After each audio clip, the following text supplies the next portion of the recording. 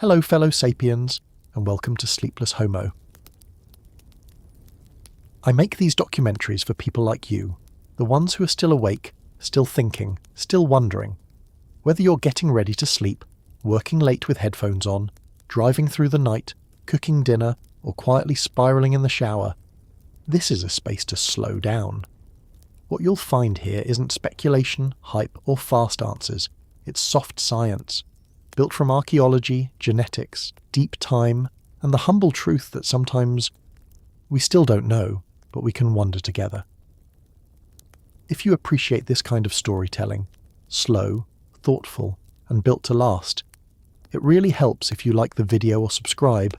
That tiny click actually tells the algorithm that serious long-form education still matters, and maybe, just maybe, helps a few more sapiens out there learn something strange and beautiful about how we got here. You're always welcome to share how you use this kind of content. Is it part of your bedtime routine, something to focus with at work, a podcast for cooking, or maybe you're watching from some quiet corner of the world I'll never see? I'd love to know. And hey, if you drift off during one of the chapters, that's totally fine. I've added timestamps in the description, so you can pick the story up right where you left it the next day. Because this one's worth finishing. And as always, stay curious, stay calm. Now. Tonight's story begins long before kings, before clocks, before anything made of metal. It's the story of how we survived, for 3 million years, with nothing but stone. Let's begin. 3 million years ago, something quietly astonishing had already begun. But to understand it, we have to go back further, before chipped flint, before Homo, before anything recognizably human. We begin not with tools, but with trees, or rather, with the spaces between them.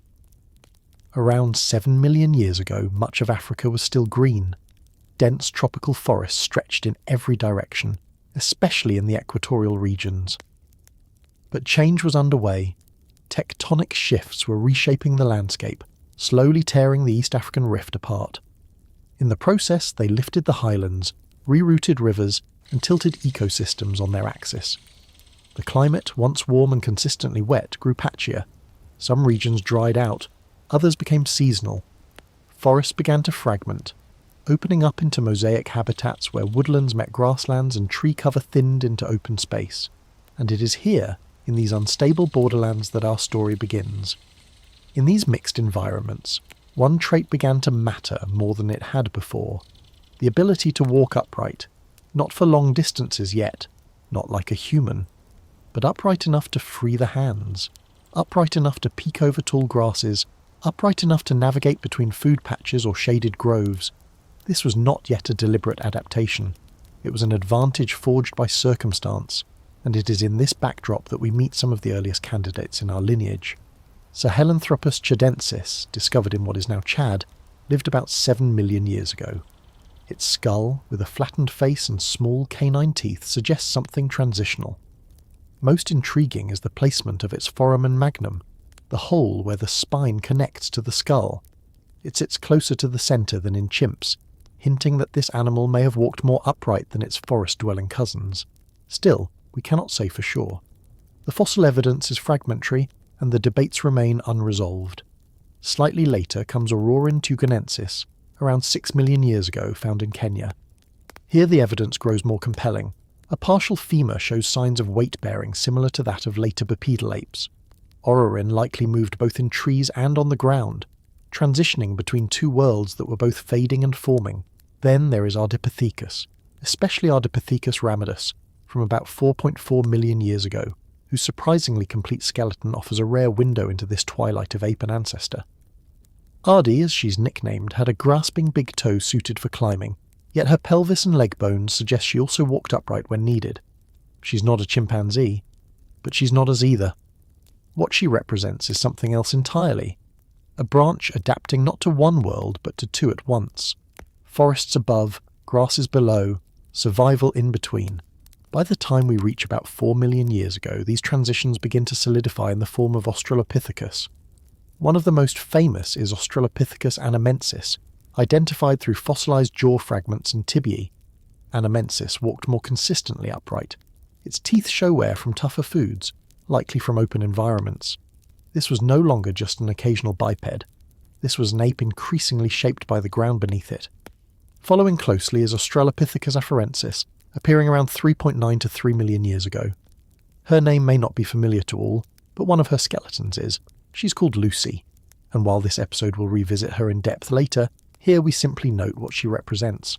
Not a tool user, not a fire maker, but a walker, a survivor of transition. The East African Rift Valley, from modern-day Ethiopia to Tanzania, was by now a corridor of evolutionary pressure. Volcanic activity shaped the soil, cycles of drought and rain reshaped the fauna, herbivores moved in patterns that required adaptation, carnivores followed, and in this flux early hominins thrived not by being the fastest or the strongest, but perhaps by being the most versatile. Bipedalism was not a destination, it was a compromise, a way to see above the grass without losing the trees, a way to carry what you could not afford to lose, a child, a root, a memory, while still being able to flee.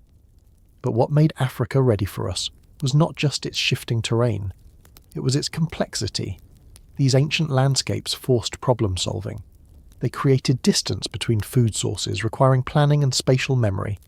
They exposed primates to seasonal shortages, demanding flexibility in diet.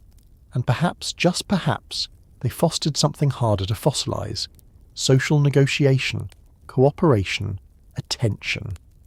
The kind of mental adaptation that would later allow for culture, but that began with nothing more than the quiet, constant challenge of staying alive when nothing stayed the same. We do not have direct evidence for what these creatures thought or felt. We do not know if they saw themselves as different, or if they simply moved through the world as one organism among many. What we do know is that upright walking changed everything. It altered how the spine curved, how the pelvis balanced, how the legs extended. It allowed for the slow shrinking of the gut and the expansion of the brain, not all at once, but as a trade-off that would unfold over millions of years. But at this point in the story, none of that had happened yet. These apes were not inventors, they were not artists, they were not even Homo, but they were walking, and the earth was watching. To think of a world without us is to glimpse the possibility that we were never inevitable, that for every ancestor who survived, there were 1,000 who did not, that the line leading to us was just one of many experiments in locomotion, diet, and survival. The fossil record from this time is sparse and fragile. Teeth, partial femurs, a pelvis here, a skull there. From these we piece together gait, posture, and possibility, but not certainty. And that is the humility of this science. We can model forces, we can analyse bone density. But we cannot ask a 4-million-year-old skeleton what it dreamed about, if it dreamed at all. So what came before the Stone Age was not silence. It was the slow rehearsal of a body becoming something new. Not yet modern, not yet human, but walking, balancing, adapting. And in that movement, laying the invisible groundwork for everything that would follow. Fire, tools, language, memory, even the idea of before. The haunting question is not why we began making tools, but why we were shaped to do so in the first place. What kind of world makes an ape into an ancestor? The answer, if there is one, may be hidden not in what we built, but in how we moved before we ever built anything at all. There is something strange about a cracked stone.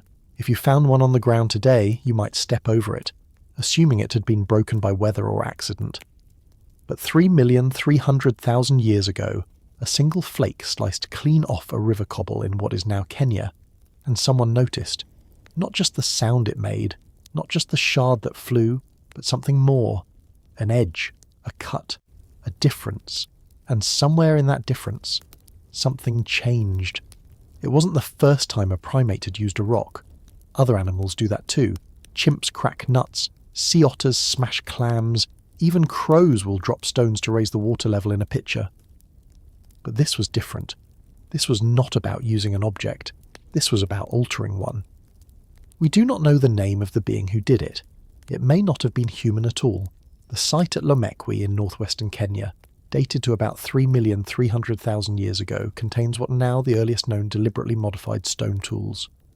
Not found in association with Homo habilis, the traditional first human, but instead from a time when only Australopithecus and a mysterious genus called 𝐓𝐾𝐌𝐏𝐿 seemed to have existed in the region. If these early apes made these tools, it changes the entire story. It means tool-making came before humanity, or at least before the genus Homo. The 𝐓𝐿𝐼𝐌𝐄𝐒𝐒 tradition, as it is now called, includes large, heavy stone cores, sharp flakes struck from them, and even anvils. These were not randomly broken rocks.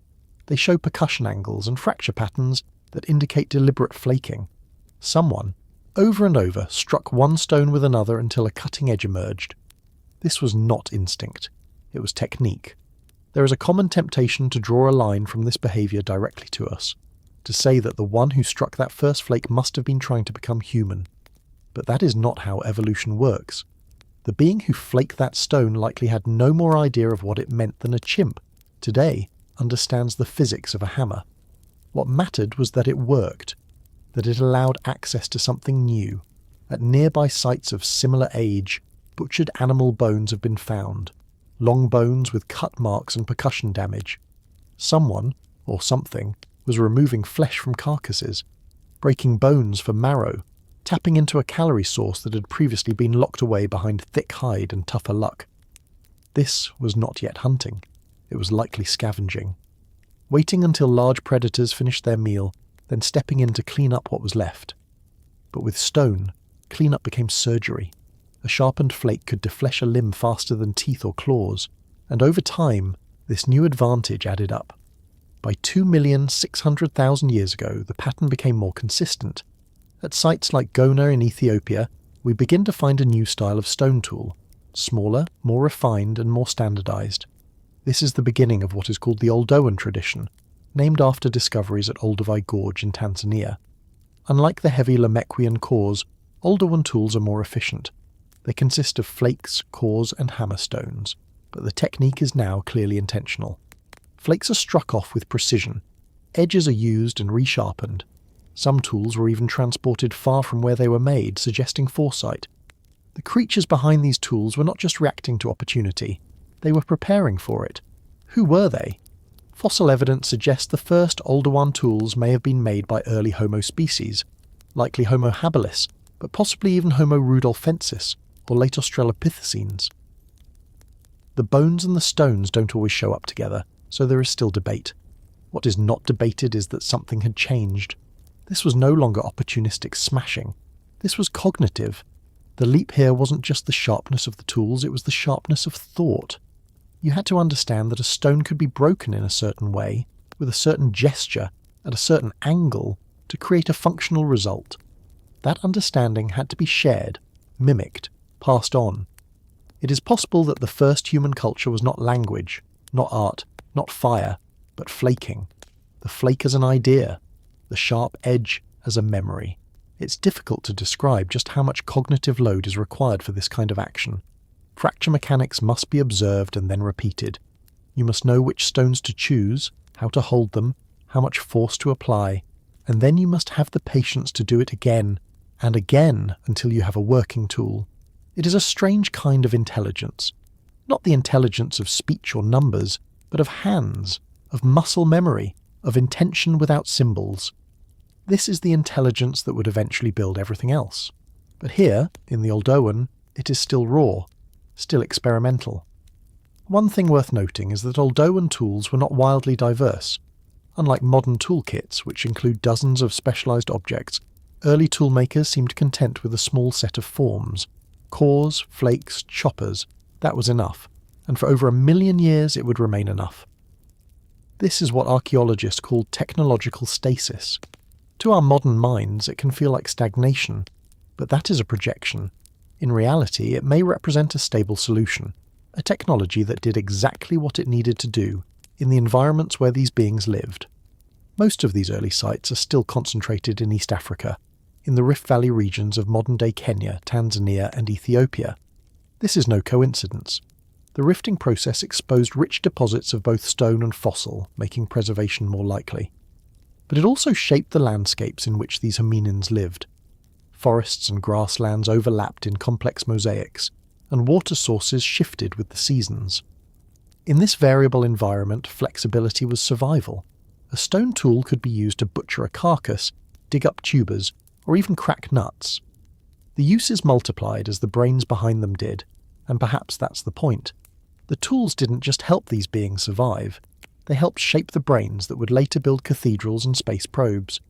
Tool use and brain development are tightly linked in human evolution. The more we shaped our tools, the more they shaped us. Neural pathways for grip, coordination, planning, and social learning likely expanded with each generation that picked up a stone and made it sharper. But we must be careful not to romanticize it. These were not the first artists or philosophers. They were scavengers, opportunists, apes with a new trick. And yet, in that trick was the seed of everything else. A small act of fracture that made the world less random, that turned chance into choice. And the haunting question that lingers is this: what if it hadn't happened? What if the first flake had never flown? What if the mind behind that fracture had walked away instead? Would the world have waited for another 1,000,000 years? Or would the edge have never come at all? What does it mean to be human? It's a question that seems so large, so existential, that we often push it into philosophy or psychology, as if it were too fragile for fossil dust or flakes of ancient stone. But something changed between 2,500,000 and 1,900,000 years ago. Something so slow you might miss it entirely. And yet, when we look back across the strata of East Africa, when we kneel beside the bones and the butchered marks and the suddenly more capable hands, we can begin to feel the contour of a shift. Not a leap, not a revelation, but a becoming. A slow, uneven, partial emergence of a creature that would later give itself a name. Homo. It is tempting to say that Homo habilis was the first of us. But even that title, habilis, the handyman, is a name we gave after the fact. When Louis Leakey and colleagues announced their discovery in the early 1960s, it was not just a fossil, it was a story. The idea that humans had begun not with size or speech, but with craftsmanship. And yet, Homo habilis was not a master craftsman. He, or she, was still a creature of two worlds. With a brain hovering somewhere around 600 to 700 cubic centimetres, larger than any Australopithecus but far from the modern range, habilis was a mosaic of old and new. The face was still projecting, the arms still long and powerful, the gait still awkward at times, but the fingers tell a quieter story, more curved than ours, but with greater precision grip than any of the older Australopiths. The thumb was becoming stronger, the pads at the ends of the fingers more capable of delicate manipulation. The tools found nearby, simple flaked cores and battered flakes, may not have required genius, but they required intent. The Olduvai Gorge in Tanzania remains one of the richest landscapes for these clues. Here, Homo habilis fossils have been found alongside the stone artefacts of the older one tradition. Bones of large mammals, antelopes, zebras, elephants, lie nearby, often with cut marks running across them, sometimes intersecting with tooth marks left by large carnivores. This overlapping evidence has sparked decades of debate. Were these early humans hunters or scavengers, or something more flexible, opportunistic and quietly clever than either word implies? The truth is that meat-eating was not new. Even Australopiths may have dabbled in it. But what changed with habilis, or possibly even slightly earlier, was the regularity, the strategy and the coordination. Some bones show signs of marrow extraction, suggesting not just passive consumption, but an understanding of sequence, that a long bone could be broken to yield something rich inside. And that richness mattered. Meat is calorically dense and packed with nutrients critical to brain growth. Around this same time, endocranial volume in early Homo begins to increase. Not drastically, not suddenly, but enough to suggest a new kind of biological feedback loop. Better tools led to better access to food, better food supported larger brains allowed for better tools, and so on. It wasn't a spiral towards supremacy, it was a series of tiny adjustments, each one ratcheting upward not toward dominance, but toward complexity. But Homo habilis wasn't alone in this landscape of change. At roughly the same time, another fossil form begins to appear, Homo rudolfensis. First discovered near Lake Turkana in Kenya, rudolfensis is a bit of a mystery. The skull is larger, the face flatter, the teeth broader. Brain size may have reached 700 or even 750 cubic centimetres in some individuals, and yet postcranial remains are scarce, making it hard to say how rudolfensis moved, how it held tools, how it lived. Some paleoanthropologists argue that Rudolfensis and habilis are simply variants of the same lineage, males and females, or regional populations. Others believe they were separate branches of early Homo, coexisting in overlapping territories.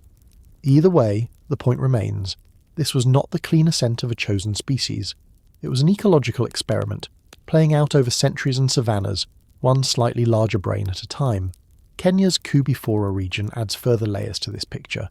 Here, researchers have uncovered a dense cluster of sites with stone tools, butchered bones, and early Homo fossils.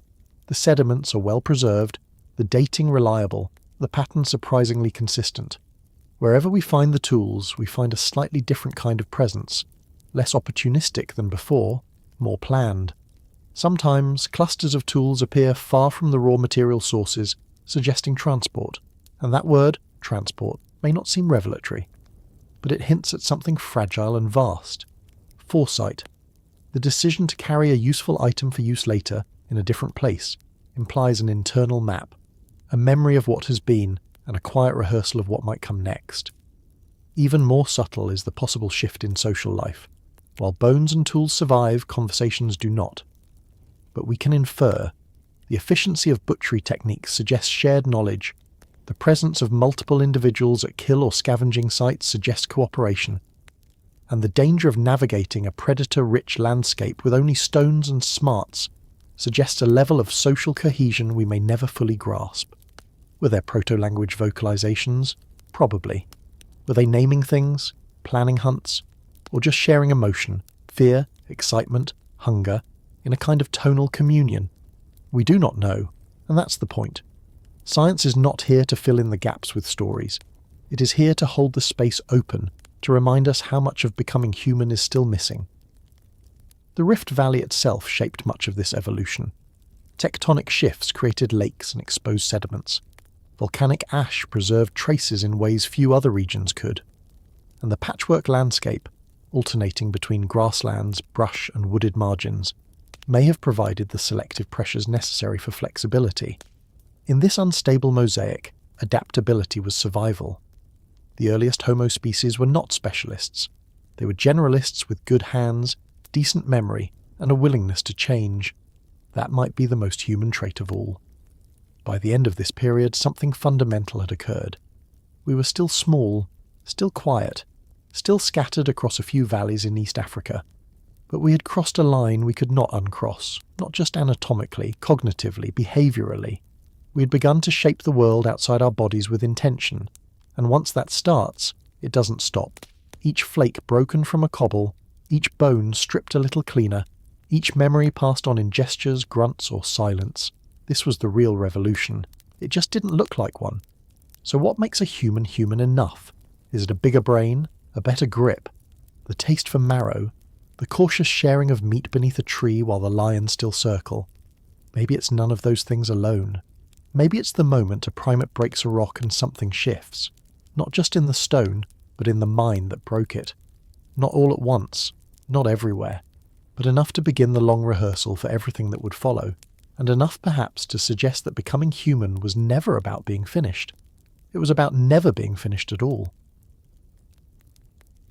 How did a creature born in Africa end up walking into Asia? It wasn't destiny. It wasn't even curiosity, at least not in the modern sense. No maps, no plans, no one writing a journal about the adventure. Just feet, walking, slowly, one valley at a time. But sometime between 1,900,000 and 1,200,000 years ago, a species of human emerged that didn't just adapt to its environment, it moved beyond it. And when it did, it became something new.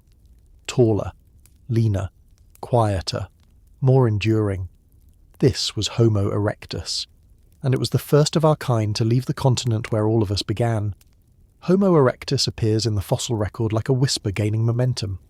The earliest remains are found in East Africa, sites like 𝐓𝐈𝐌𝐿𝐿 in Kenya and 𝐓𝐈𝐌𝐿𝐿𝐿 Gorge in Tanzania. These early individuals had something that previous humans did not. Their limbs were longer, more proportioned like ours. The pelvis was narrower, more efficient for upright walking over long distances. The feet, solid and arched, could absorb the shock of step after step. This was not the awkward stride of Australopithecus, or the still limited gait of Homo habilis.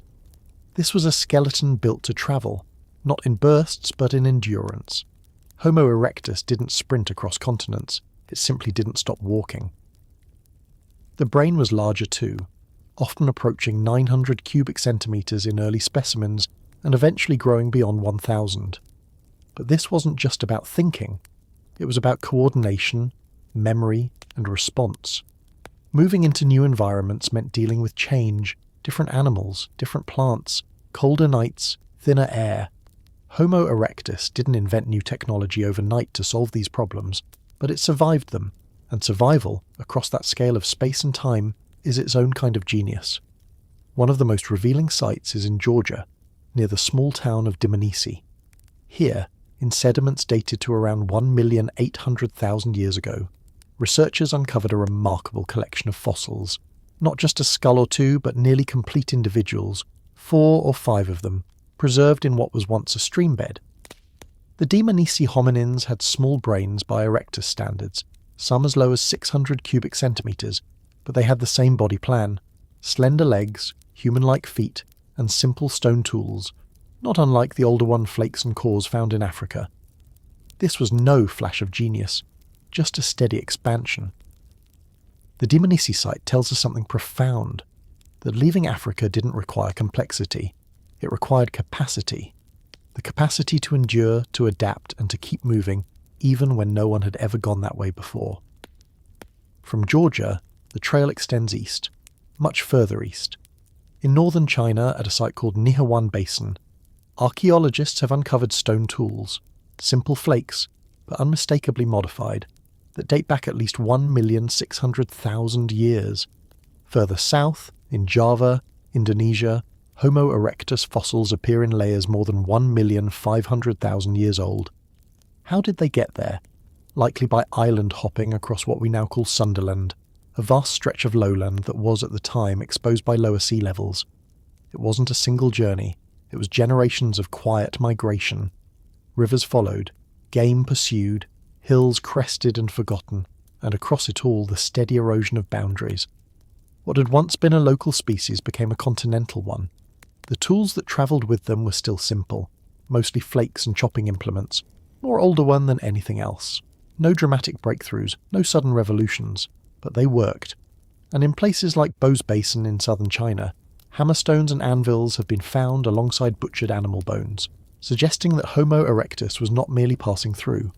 It was settling, processing, and perhaps even thriving. Climate helped. The early Pleistocene was a time of fluctuating temperatures, but also of opportunities. As the African Rift Valley shifted, as savannas expanded and contracted, new corridors opened. Grasslands stretched north into the Levant and eastward into Persia and beyond. Forests receded, wooded pockets remained, and into this patchwork stepped a species that could handle both shade and sun. Homo erectus was not a specialist. It was a generalist. It didn't need a single niche. It made do with many. One of the more haunting reminders of this expansion is not a fossil, but a footprint. In northern Kenya, at a place called Ileret, paleontologists found a series of human-like tracks preserved in hardened mud. These are not the splayed tentative prints of early hominins. These are tracks that look, to the untrained eye, like our own. Aligned toes, arched steps, a stride that suggests upright, confident walking. They were left by Homo erectus nearly 1,500,000 years ago, and they show something more than just movement. They show direction. But why? Why leave Africa at all? Not for conquest, not for curiosity in the conscious sense. Most likely the expansion was ecological. As resources shifted, as animals migrated, early humans followed. Water sources changed, plant distributions altered, and the groups that had the ability to keep moving were the ones that survived. It was not a heroic journey. It was a demographic one. Some stayed, some left. Those who left footprints across half the planet. There are still mysteries. Why are some Homo erectus skulls found with so much variability in brain size? Were there multiple regional populations?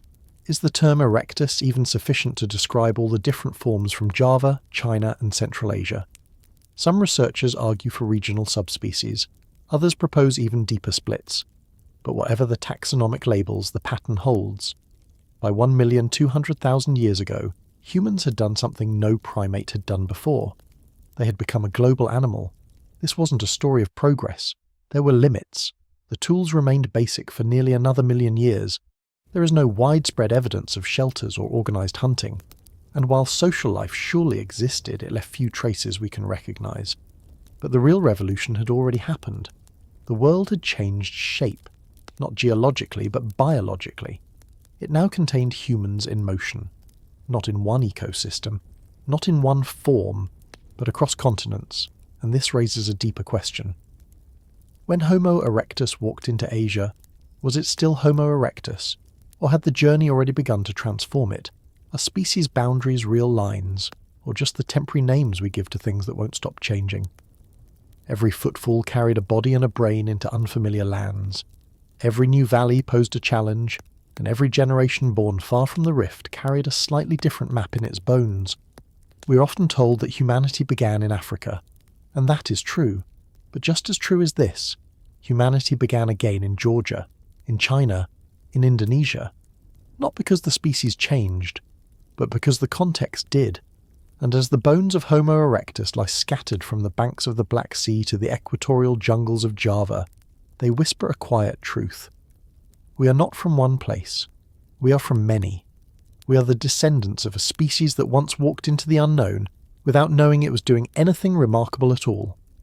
The journey was not about destination. It was about continuation. And maybe that is what it means to be human. To keep moving, even when you don't know what you'll find. To leave the warmth of the familiar and step into landscapes no one has named yet. To walk, not toward glory, but simply because the world is large, and your legs are strong, and the path ahead is still open. Why did a species with no cities, no writing, and no rulers spend over 1 million years shaping rocks into perfect teardrops? The 𝐓𝐿 hand axe is one of the most persistent objects in the human story, first appearing around 1,800,000 years ago and continuing, remarkably, into the late Middle Pleistocene.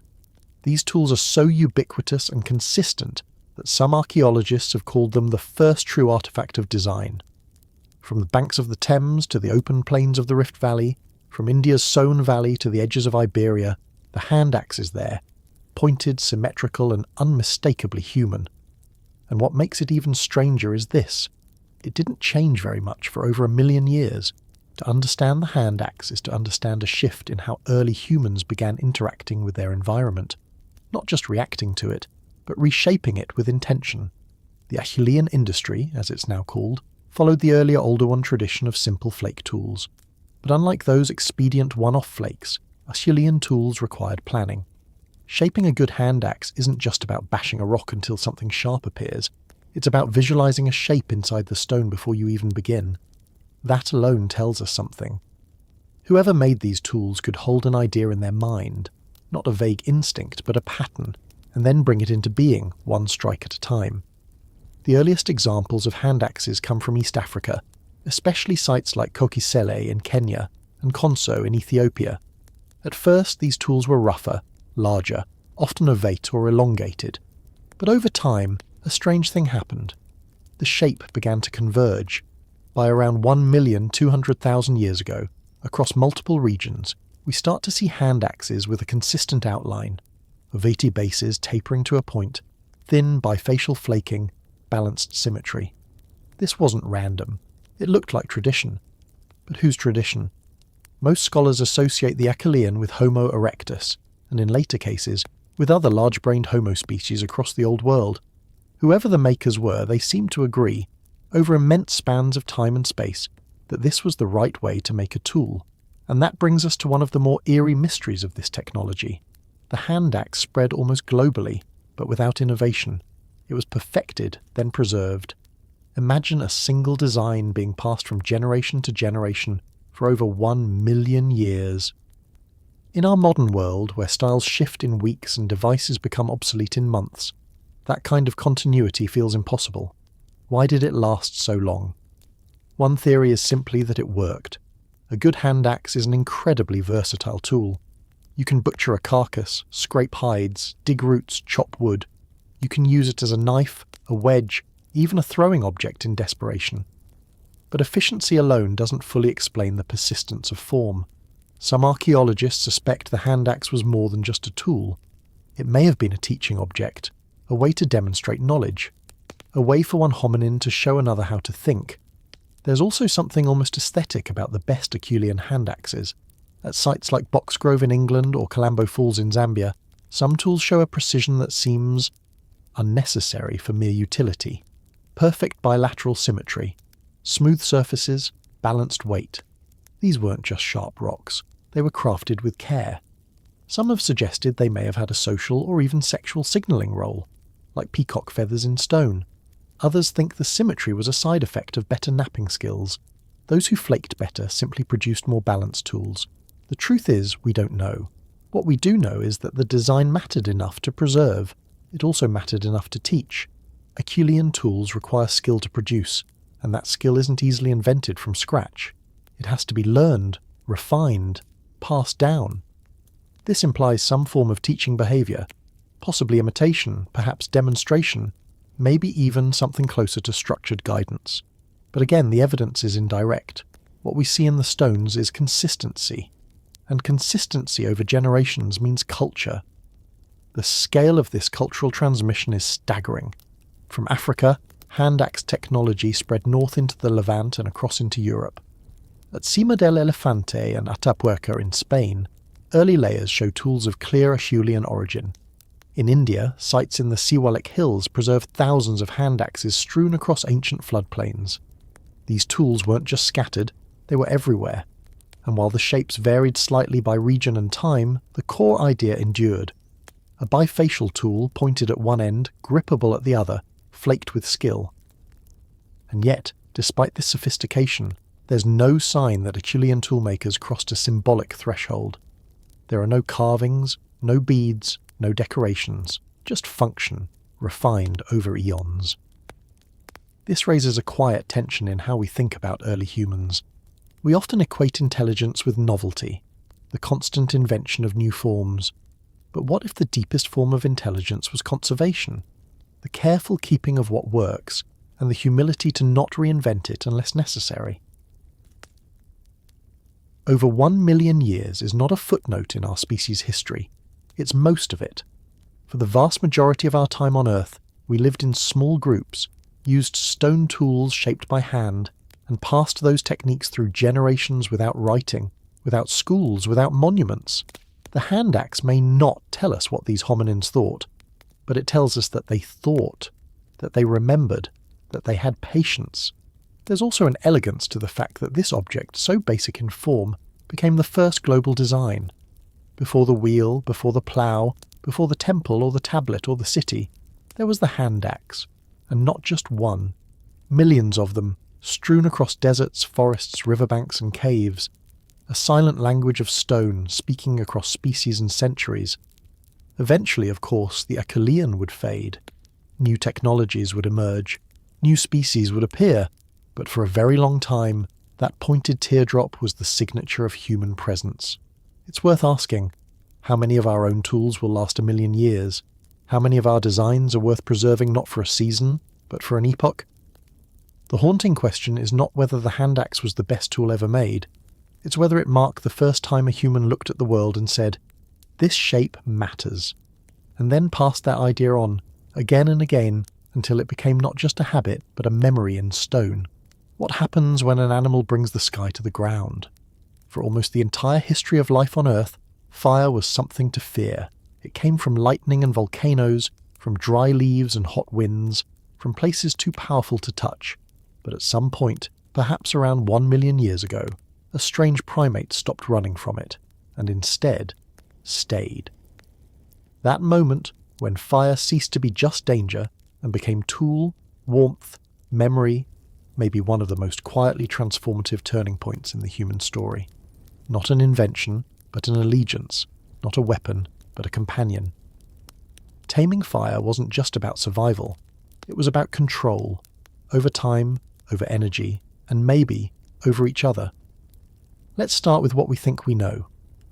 One of the oldest and most debated pieces of evidence for controlled fire use comes from Wonderwerk Cave in South Africa. Inside its ancient sediment layers, Dating back close to 1 million years ago, researchers have found charred bones and burned plant material scattered across what appears to be an intact habitation layer. This matters. Natural fires rarely burn deep inside caves, so if these ashes belong to that time and aren't just later contaminants, then someone somewhere carried fire into the dark. But there's a catch. Burned remains don't always mean fire was made. They only mean it was used. A wildfire could have been harvested. A smouldering branch could have been preserved. For decades, archaeologists have debated the difference between fire presence and fire control. The earliest hearths, structures built to contain and manage flame, don't become widespread until closer to 400,000 years ago. At sites like Beecher's Pit in England or 𝐓𝐻𝐒𝐿 Cave in Israel, we begin to see ash layers, burned bone concentrations, and even charcoal deposits that suggest repeated use. These weren't just one-off campfires, they were part of the rhythm. Still, the origins go deeper. In fact, even before fire was reliably controlled, it may have been socially valued. Some researchers suggest that fire gathering, the ability to find and protect embers from lightning strikes or forest burns, could have become a specialised role in early groups. Keeping fire alive, without knowing how to start it, might have been one of our first communal responsibilities. A shared dependency.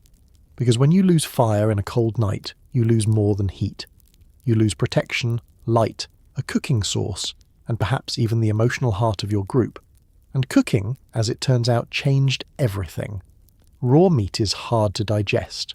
Tubers and roots are fibrous and often toxic until heated. But once food is cooked, energy becomes more accessible. Digestion becomes easier. Parasites are reduced.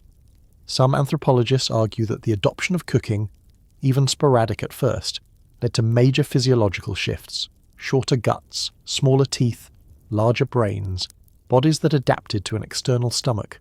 Fire allowed us to outsource digestion, and that freed up energy elsewhere. But food was only part of the story. Fire kept predators at bay. The flicker of flame and scent of smoke may have turned away lions, hyenas, even snakes. It extended daylight, creating time after dark that was safe for gathering, grooming, or simply existing. And in that extra time, something else may have started to happen: storytelling. Not in words necessarily, but in gesture, in rhythm, in the slow, mesmerising crackle of flame. Many anthropologists suspect that the fire circle was the first classroom, a place where young members of the group absorbed knowledge, watched skills demonstrated, and began to form memories not tied to immediate danger. Of course, we still don't know exactly when our ancestors first made fire themselves. Starting it from scratch is not trivial. Friction methods, like hand drilling or bow drilling, require dry wood, patience, and technique. Percussion methods, using flint and pyrite to spark, depend on the right materials. There are no preserved fire-starting kits from 500,000 years ago, but there are indirect clues. The more often fire appears at sites and the more centralised it becomes, the more likely it was not just harvested but made. Experimental archaeology has tried to fill the gap. By recreating ancient conditions, researchers have shown that certain species of Homo likely had the strength, dexterity and coordination to produce fire with stone tools and plant tinder. In particular, the ability to strike sparks from iron-rich rocks onto dried grass bundles has been demonstrated with Stone Age materials. The act itself isn't magic, but the leap it represents is. Because once fire is yours, time shifts.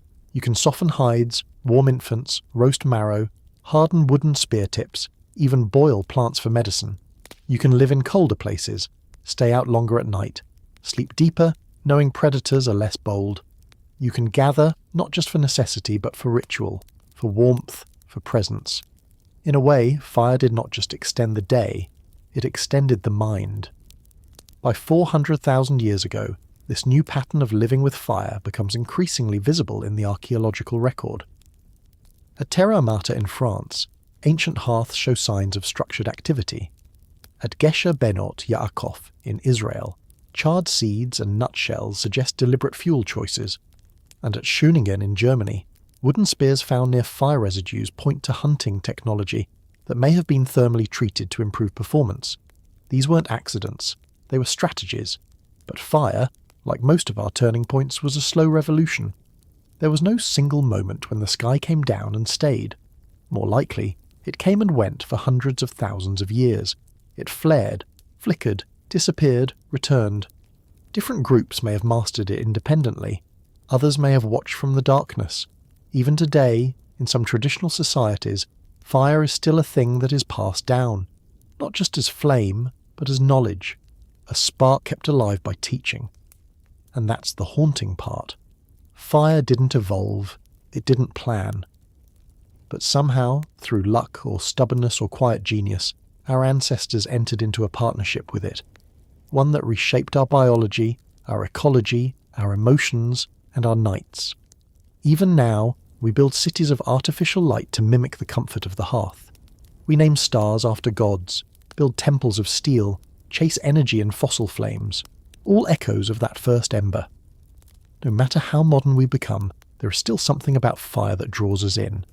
Not because it is useful, but because it is alive. It moves, breathes, dances, consumes. And in taming it, perhaps we learned the first truth of all technologies, that power must be tended, not just possessed. So the question isn't when we first used fire, it's when we decided to keep it. Not as a lucky strike, but as a way of life. That decision, to preserve the spark, may have been the first time we chose the future over the present. A small act of hope, a silent promise, a memory that flickers still inside the human mind. And maybe that's the real secret. Not the fire itself, but the decision to sit beside it, to watch it, feed it, shape our lives around it. Because once you begin to live with flame, you start making choices differently. You stay in one place a little longer, you return to the same shelter because the ash ring is still there. You dig a little deeper for roots you know will soften in heat. Even if you don't know how to make the fire yet, you know how to carry it. A smouldering log wrapped in damp bark, a coal hidden in dry dung, a glowing bundle held in trembling hands, and over time, the presence of fire isn't just practical, it's expected. The young gather around it without being told. The old lean closer to it on cold mornings. It becomes part of the rhythm. A soft, flickering centre, and in that glow, perhaps for the first time, life feels different. Not just survival, but belonging. A pattern forming in the dark. Because from here on out, our story will be different. The night will never again be fully dark. And every step we take, every new tool, every migration, every memory passed down, will carry the scent of smoke. For most of our deep past, humans were regional whispers, small bands shaped by wind and hunger, moving through landscapes that changed faster than languages could form. But something shifted around 700,000 years ago. A new kind of hominin began appearing across Africa, into Europe, and eventually stretching east into parts of Asia. We call them Homo Heidelbergensis, though the name does more to comfort our need for labels than to reflect the full variation of what was happening. This wasn't a single population wearing identical bones. It was a wide, adaptable, experimental creature, one that may have already started imagining shapes before they existed, even if only for a moment. What makes this group so difficult to define is also what makes them extraordinary. From one fossil to the next, you get a flicker of something just on the edge of recognition. A thicker brow ridge, a more modern jaw, a broader body for colder climates, or a more delicate frame that still whispers Africa. Their brain size hovered close to modern ranges, but it wasn't just about volume. It was about what those brains were doing. These hominins didn't just survive, they engineered. At the site of Schöningen in what is now Germany, archaeologists unearthed wooden spears. Straight, balanced, pointed at both ends. They were shaped with care, likely thrown with skill, and dated to over 400,000 years ago. Wood rarely survives the deep past, but here it did, giving us one of the most intimate glimpses into ancient minds we've ever found. These weren't simple sticks. They were weapons made to fly, to strike, to kill from a distance, and with them came a different kind of planning, a sense not just of the immediate hunt, but of preparation, anticipation, and perhaps even teaching. Across sites in Africa and Europe, stone tools from this time begin to show signs of regional identity. Some groups preferred bifacial symmetry, others added bone or antler to their toolkit. In places like Boxgrove in England, we find butchery sites with organised flake debris, hints of communal effort, and bones cracked with methodical precision. In northern Spain, sites like Atapuerca suggest deliberate corpse deposition, though whether ritual or sanitation, we cannot say. And in the Central African basin, tools show tropical adaptations, still sharp, still human, but fitted to a world of rainforest shadows rather than windswept plains. What unites all of these populations is a growing complexity not just in tools but in behaviour. Repeated site use, durable shelters, and possible seasonal return patterns begin to suggest memory. Maybe not language as we know it, but communication rich enough to coordinate hunts, raise offspring, and perhaps mourn the dead in silence. The archaeological record doesn't give us speeches, but it gives us spears, shaped with hands that had stories. And then there's the question of destiny. Because this wide and variable lineage didn't remain as one, in different regions it fractured. Some gave rise to other now extinct hominins. Others may have vanished into the quiet extinction that claims most species, and in a few cases, without knowing what they were becoming, they lit the fuse for what would one day be called human. They were not us, but they were building the scaffold. So what makes a species ready to branch? To turn one lineage into many? Is it the pressure of climate, the isolation of distance, the chaos of survival? Or is it the quiet momentum of change? A series of small choices that accumulate until they're irreversible. Maybe the species didn't plan to split. Maybe it just happened. Maybe it always does. And if you had met one of them, a tall figure on a foggy steppe, spear in hand, teeth stained from root and marrow, would you have seen an ancestor? Or just a stranger who knew how to aim? It's tempting to draw a straight line between them and us, as if Homo Heidelbergensis was simply a halfway point on the road to modernity. But nature rarely sketches in clean lines. Evolution, especially human evolution, is not a ladder. It's a tangle of paths, many of which go nowhere. And when we look closely at the fossil record from this time, what we see isn't a single emerging species marching forward. We see a constellation of hominins spread across continents, each facing their own climates, predators, and challenges, each adapting in ways that might make perfect sense to them, but leave us guessing across the ages. The Heidelbergensis populations in Africa show traits leaning more modern: lighter skulls, flatter faces, rounded brain cases. Meanwhile, their cousins in Europe often appear more robust, more cold-adapted, with thick brow ridges and wide nasal apertures. Some may have already begun the long physiological adjustment to Ice Age winters, while others stayed in equatorial zones where heat and rainfall demanded very different survival strategies.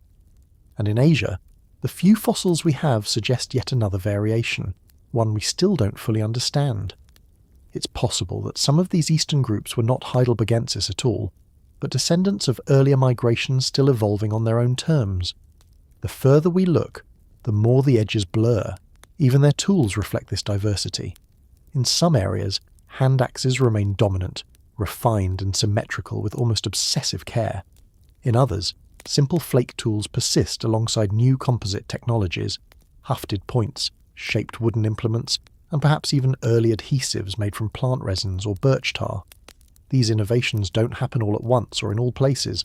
They emerge slowly, re-emerge, vanish, and evolve again. The archaeological record isn't a timeline, it's a palimpsest. Layers of memory written over, interrupted and sometimes erased entirely.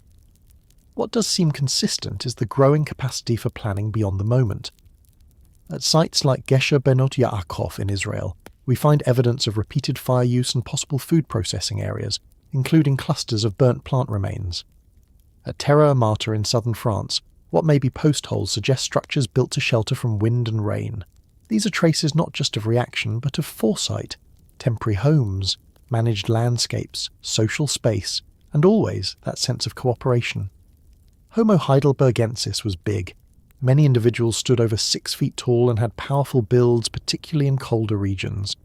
Their size hints at high-calorie demands, especially in seasonal environments where food availability would fluctuate dramatically. Meeting those needs almost certainly required coordinated hunting. Not just opportunistic scavenging, but the ability to track, ambush, and divide labour. The kind of planning that rewards trust and punishes betrayal. We cannot know how they spoke, if they did, but we can feel the presence of shared knowledge in the way their tools repeat and evolve. A child learning to shape a core in the shadow of a parent. A technique passed from one valley to another, carried not by mutation, but by memory. culture in its quiet, slow-brewing form. And maybe this is why Homo heidelbergensis matters so much. Not because they were the first to think, or the first to speak, or the first to bury or build, but because they stood at the edge of a precipice, holding in their bodies the potential to become something else entirely. In them, we see the moment when humanity became plural, not a single species, but many. Not one future, but several, radiating outward like sparks from a fire that no one yet knew how to light. They were a threshold species, and they didn't know it, which makes you wonder, what thresholds are we standing on now, completely unaware? What happens when humans get trapped with time? Not stranded for days or seasons, but for millennia. Not isolated by accident, but by oceans. It turns out the rules of biology do not care who you are. When a species enters an island, it begins to change. This is not myth. It is not theory. It is math. Large animals tend to get smaller. Small animals tend to get larger. Food is limited. Predators are few. Generations pass. And slowly, something strange happens. Your body forgets the mainland. Evolution trims the edges. Limbs shorten. Brains shift. The island rewrites the blueprint. And in a few thousand years, you're something new. Not broken. Not less. Just smaller. Stranger. Singular.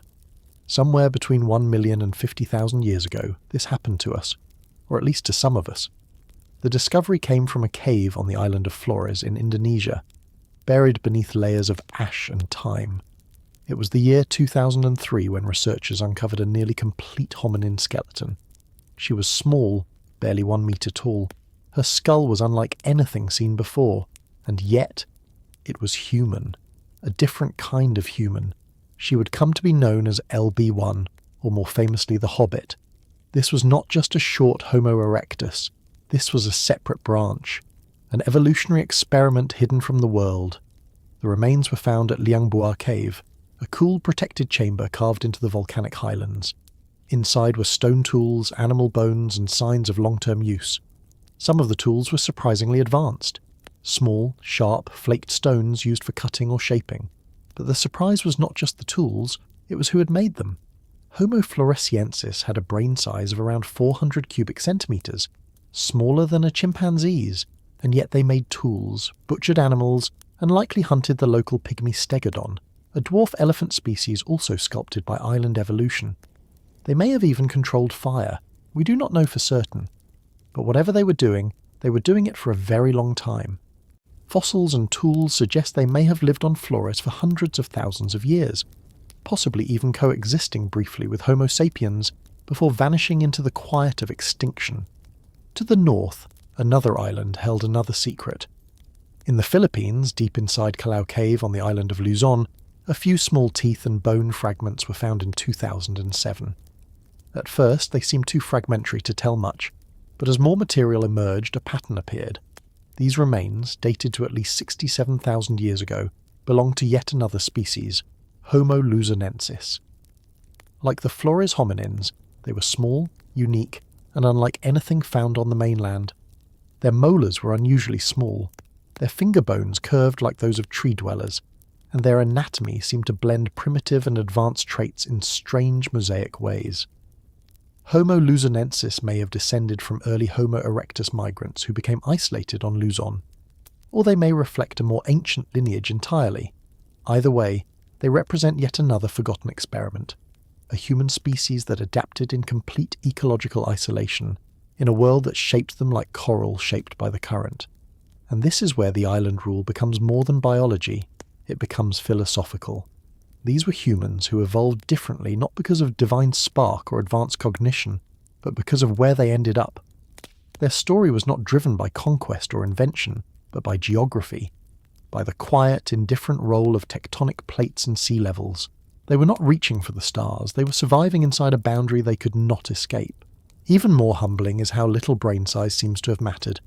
For centuries we assumed cognition scaled with volume, that a small brain meant a small mind. But the tools of Flores, and the dexterity implied in the Luzon fossils suggest otherwise. These humans, if we still use that word, were doing things we once thought required a certain cranial threshold. But maybe it was never about brain size. Maybe it was about time, about culture, about copying and learning and adapting in a feedback loop that does not require genius, only patience. And if that's true, then what else have we missed? What other humans slipped through the cracks of our assumptions, their bones dissolved or undiscovered beneath a jungle floor or a coral reef shelf? How many stories ended without a witness, without a fossil? We name species from molars and toe bones, but entire civilizations may have flickered and vanished without leaving a single stone tool in reach of our shovels. Today, Homo floresiensis and Homo luzonensis are both extinct. No one knows exactly when or why they disappeared. Rising seas may have cut them off further. Disease or volcanic eruptions may have ended them. Or perhaps contact with a more invasive cousin, Homo sapiens, led to their quiet erasure. But the truth is, we do not know. And in that not knowing, we are reminded again that this story is still being written. Because if humans could evolve on Flores and Luzon, and perhaps other islands we have not yet dug deep enough to reach, then we must ask, how many versions of us were there? How many experiments did evolution run in parallel before leaving only one survivor? And in the silence of those empty caves, among the layers of ash and pygmy bones, the question still lingers. If they were human enough to make tools, to hunt, to gather, to maybe speak, were they also human enough to wonder what came before them? Did they ever look to the ocean and dream of where they had come from? We will probably never know. But maybe that's the point. That not all stories leave echoes. Some humans were simply brief, beautiful, and lost to time. Did Neanderthals have a soul? It's the kind of question that sounds poetic, maybe even a little dramatic. But somewhere beneath the sentiment is a real scientific challenge. Because if by soul we mean the ability to symbolize, to grieve, to imagine something not physically present, then the search becomes archaeological. It becomes about pigments, patterns, and quiet arrangements in the dark. And between 400,000 and 40,000 years ago, there was a species in Europe, the Near East, and parts of Asia that seems to have been doing exactly that. Their bones were thick, their brows were heavy, their tools were flaked by practiced hands, and somewhere along the way, something strange began to appear in the archaeological record. Not just survival, but symbol. For much of the 20th century, Neanderthals were portrayed as dull, a sideline in the human story, stocky, slow, without the spark of modern cognition. But the evidence did not care about the bias. It kept showing up anyway. At La Chapelle-aux-Saints in France, a Neanderthal body was found carefully positioned in a shallow grave. Its flexed limbs, missing predator marks, and associated stone tools suggested intentional burial. Not just disposal, but attention. Later discoveries at sites like Shanidar in Iraqi Kurdistan reinforced the idea.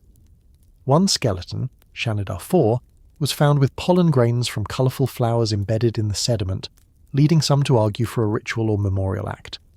Though the flower interpretation remains debated, the care in the burial itself has not been so easily dismissed, and burials were only the beginning. In multiple Neanderthal sites across Europe, researchers began to find traces of pigment.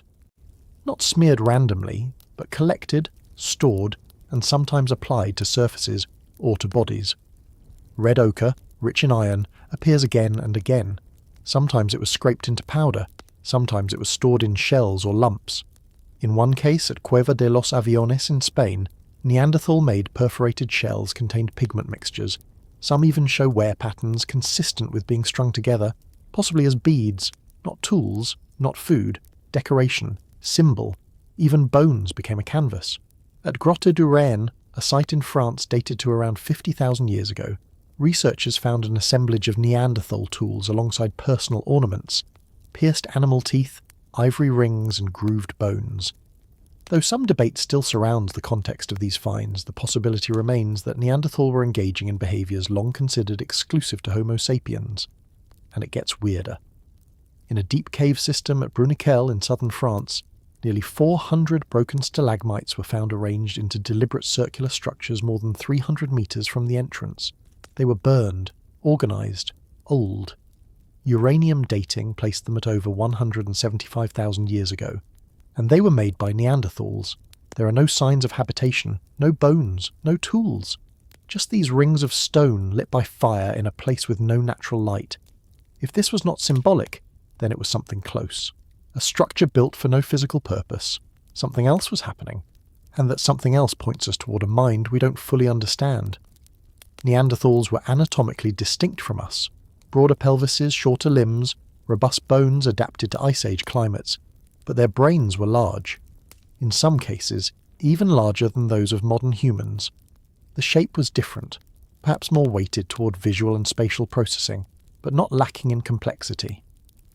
Their stone tools, often referred to as the Mousterian tradition, included refined flake production, 𝐓𝐈𝐌𝐿𝐼 techniques, and evidence of hafted spear points.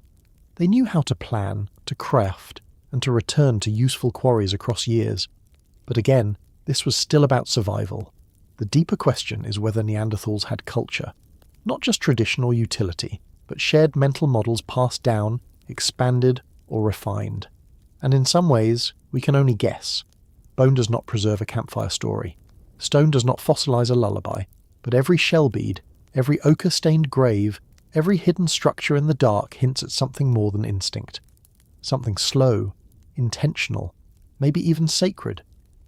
In El Cedron, a cave in Spain, the bones of 12 Neanderthals, 3 adult males, 3 adult females, 3 adolescents and 3 children, were found together.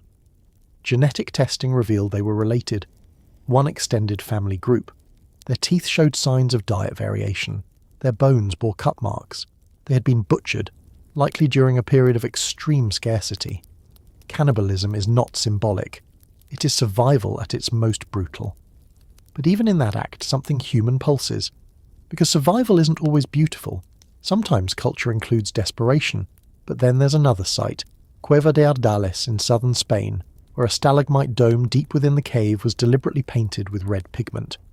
The paint appears to have been applied more than 65,000 years ago, long before any known Homo sapiens arrived in the region, which means the artist, if that's the word, was Neanderthal. The pigment wasn't smeared once, it was refreshed, possibly over thousands of years. A tradition? A memory? We don't know. But the choice to return and remark the same space suggests significance. And this is what unsettles the old narratives, because it's not just one site, it's dozens. Over and over again the pattern holds. Careful burial, pigment use, ornamentation, possible structures. None of these individually prove a symbolic mind, but together they form a shape, a blurry, shifting outline of a creature who did not just survive but thought, remembered, decorated, perhaps even mourned. Of course, caution matters. The line between function and symbol is thin. Red ochre might be used for hide preservation. Shells could be collected for their utility. But there's a difference between collecting and curating, between scattering pigment and applying it to a corpse. And that difference is where the soul, or at least the symbolic mind, might live. Today, when we picture Neanderthals, we're slowly beginning to correct the bias. The heavy brow remains. But behind it, we now see a mind full of ambiguity. A species not quite like us, but also not entirely different. They lived in small bands. They braved glacial winters. They made tools. They buried their dead. And in the flicker of firelight, they may have told stories no one now remembers. So did they have a soul? We can't answer that. But they had symbols. They had silence. They had places they returned to. And maybe that's enough. Maybe the story they left us is not one of primitive survival, but of parallel depth. A separate lineage of thought, emotion, and expression that simply took a different path. And that's what makes their disappearance so haunting. Not just that they're gone, but that we never got to hear their version of the world. That somewhere out there, in a cave now collapsed or flooded, there might be the final piece, the last carved bone, the last ochre spiral, waiting to remind us that humanity was never just one shape. It was always many. Some of them are still buried in the dark. What does the beginning of us really look like? Not the US of cities and stories, but the quiet beginning. The biological shift that slowly shaped our bones, brains and faces into something recognisably modern. If you were standing in Africa around 300,000 years ago, you might have missed it entirely. There was no flag in the dirt, no new tool revolution, no dramatic leap in behaviour, just a few scattered populations of hominins, walking the same plains, using the same flakes, facing the same challenges. But in their bones, something different was starting to take hold. A change not in how they lived, but in who they were. For much of the last century, paleoanthropology held onto a tidy story, that Homo sapiens emerged fully formed in East Africa, perhaps around 200,000 years ago, descended from a small founding population. That model still echoes in textbooks, but the fossils did not always agree. In the Moroccan desert near a place called 𝐓𝐈𝐌𝐿𝐄𝐒𝐒, archaeologists uncovered a set of remains that didn't fit the script. A partial skull, some jaw fragments, tools, burnt flint. At first, the site was thought to be maybe 40,000 years old. Then, with new thermoluminescence dating of the flint, the age was pushed back dramatically. The layers were nearly 315,000 years old. And the bones, they looked familiar. Not entirely modern, but close. The brow ridge was strong, the face tucked in. The brain case, though, was elongated, more archaic. Still, the features sat within the expected range of early Homo sapiens, which meant that the story of us needed to begin earlier, and not just earlier, broader. Because 𝐓𝐈𝐿𝐄𝐒𝐒 is in northwest Africa, far from the rift valleys traditionally seen as our cradle. A similar challenge emerged from 𝐓𝐿𝐼𝐌𝐄𝐒𝐒, a site near the Omo River in Ethiopia. There, a skull known as Omo I was found within layers of volcanic ash. For years, its age hovered around 195,000 years. But a 2022 reassessment of the underlying ash linked to a known eruption of the Shala volcano pushed the minimum date back. The skull had to be at least 233,000 years old, possibly more, and once again the bones matched. A chin, a rounded skull, the face of a species on the edge of becoming us. But the change wasn't sudden. Homo sapiens didn't spring into being in a single location, with a single mutation. The evidence now suggests a more complex model, what researchers are calling a Pan-African origin. Rather than one birthplace, the features we consider modern emerged gradually across widely scattered populations. From South Africa to the Sahel to the Red Sea coast, regional groups with shared ancestry exchanged genes, tools and adaptations over hundreds of thousands of years. Slowly, the anatomical mosaic began to settle. One of the key transitions was in brain shape, not just size. Our ancestors already had brains as large as ours, but the structure shifted. In earlier hominins like Homo heidelbergensis or Neanderthals, the brain case was long and low. Over time, in Homo sapiens, it became more globular, rounded, with a reorganization of internal architecture that may have influenced cognition, memory, and social behavior. The cause is still debated.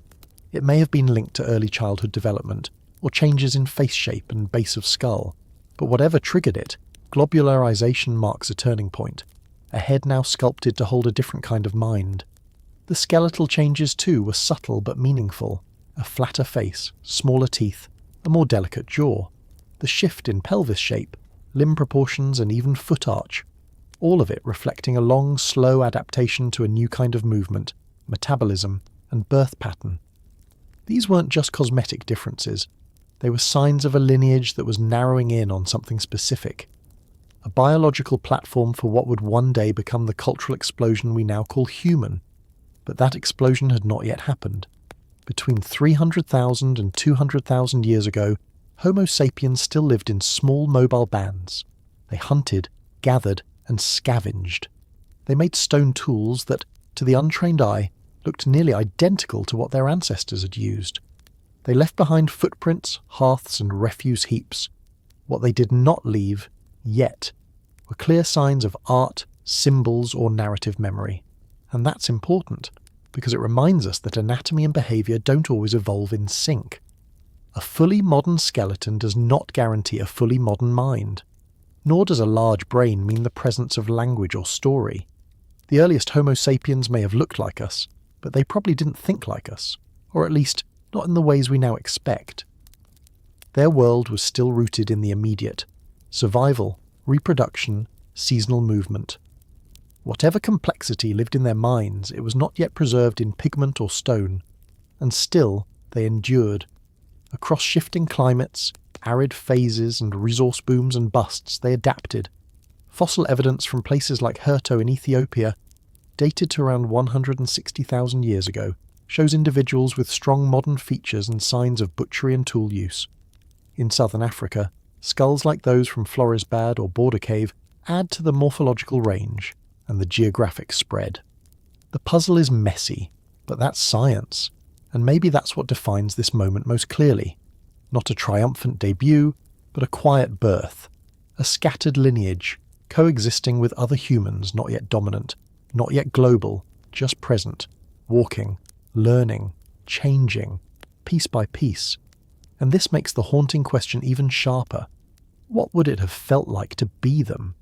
To live in a body so close to modern, but in a world without storybooks, carvings, or songs? Was the self already there? Did they name the stars, or just follow them? We don't know. But their bones whisper that something was beginning. Not a revolution, a long, slow ignition, a species becoming itself, one quiet birth at a time. Why did our ancestors paint with iron before they even had a map?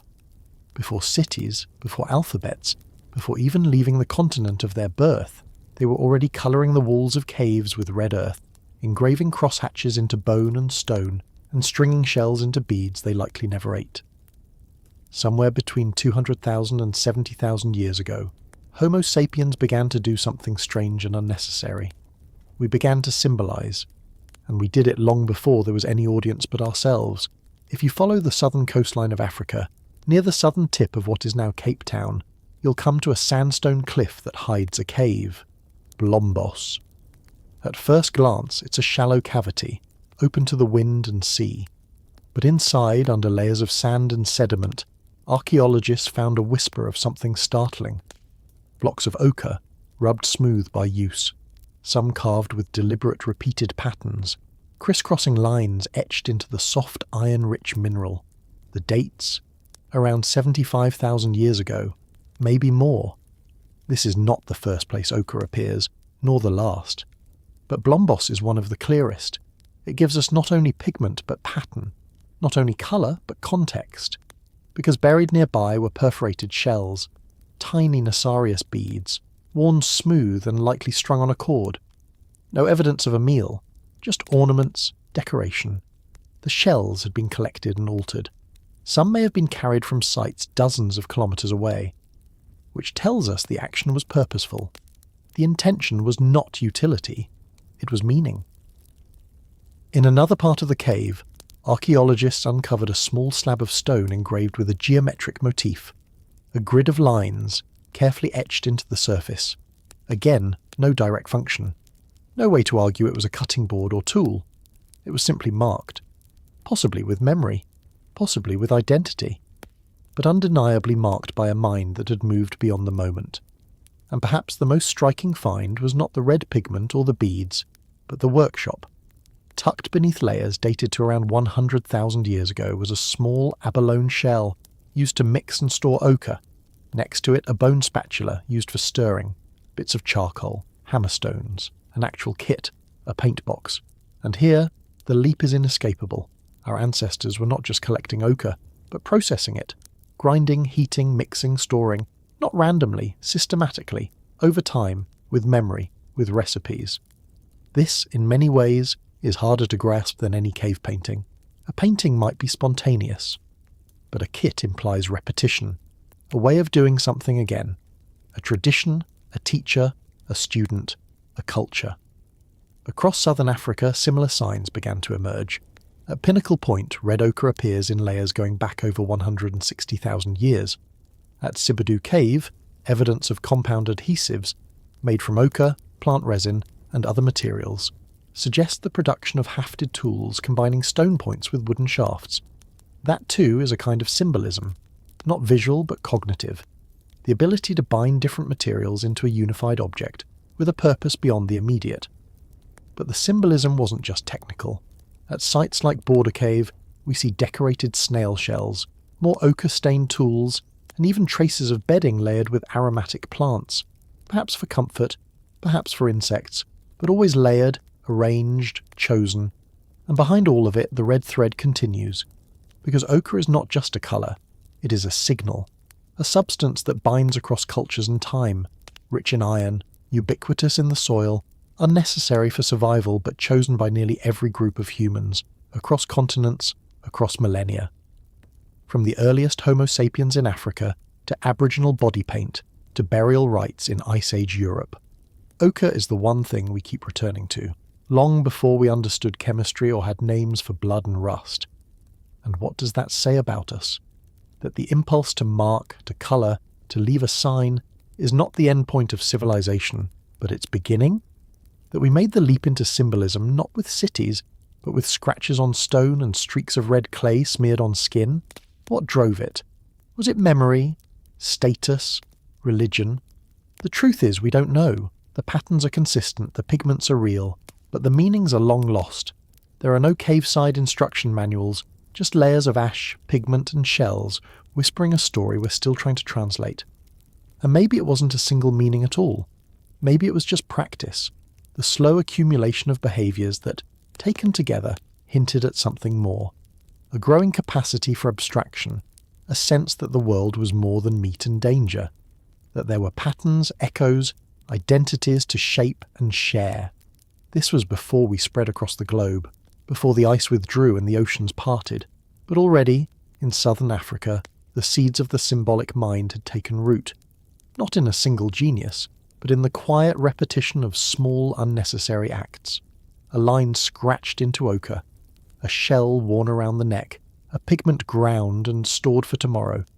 And so we return to the haunting question, why did they do it? Why did early humans, long before maps or myths, feel the need to mark their world in red? Was it beauty? Was it belief? Or was it something simpler, something older, the first quiet murmur of a species beginning to see itself? Whatever the answer, it left a trace. And that trace runs through us still, from the walls of Blombos to the fingertips of every child who draws without needing to. The red thread continues. What did the earth feel like when we stepped into it, alone? Not empty in the modern sense, not barren or bleak, but untouched by us. No footprints in the sand, no smoke on the horizon, no other sapiens, just open sky, unfamiliar stars, and a horizon that stretched forever.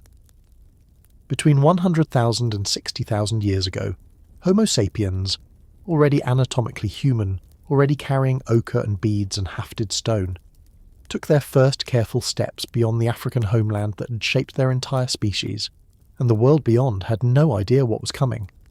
The first hints are subtle, a few teeth in a cave, a flake of stone in sediment. These are not armies or empires. They are scouts, small groups, families perhaps, moving along rivers, tracing coastlines, chasing game, escaping drought, or simply looking for something new. For decades, the story of human migration was simple. A single exodus. A clean sweep out of East Africa into the Levant around 60,000 years ago, replacing everyone along the way. But now, the evidence resists simplicity. Fossils from the Mislia cave in Israel, a maxilla, part of an upper jaw, suggest Homo sapiens may have been present in the Levant as early as 170,000 years ago. Other fragments from Apidema in Greece, possibly even older. These were not mass migrations, but pulses, failed expansions, or successful ones that left no descendants. What matters is that they show the pattern had begun, the urge to explore, to leave, to test the unknown. By around 70,000 years ago, the most successful and lasting migration began.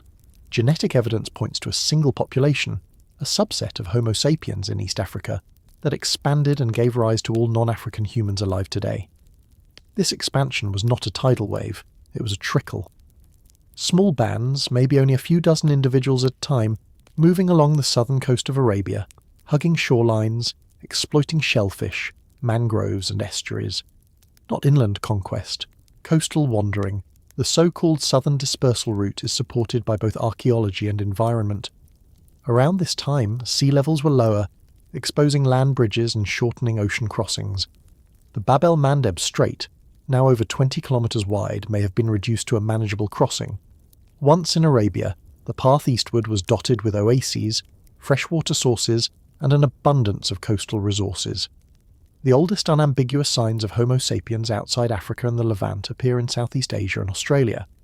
Sites like Lake Mungo, Majed Bebe, and others in northern Australia suggest human presence as early as 65,000 years ago, possibly earlier. Which means that by the time Europe would first see Homo sapiens, humans had already reached the other end of the world. Getting to Australia was not trivial. It required crossing Wallacea, a biogeographic zone of deep ocean trenches and island arcs that were never connected to the mainland, even during the lowest sea levels. This means that early humans had to build watercraft capable of open sea travel. Maybe not large boats, but rafts, dugouts, something. Enough to carry a group, possibly with children, across treacherous waters filled with saltwater crocodiles, swift currents, and no guarantee of landfall. And yet they did it. Not once, but many times. Australia was not settled in a single leap.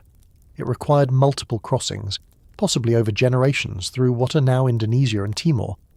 Along the way, Homo sapiens encountered a world like none they had known.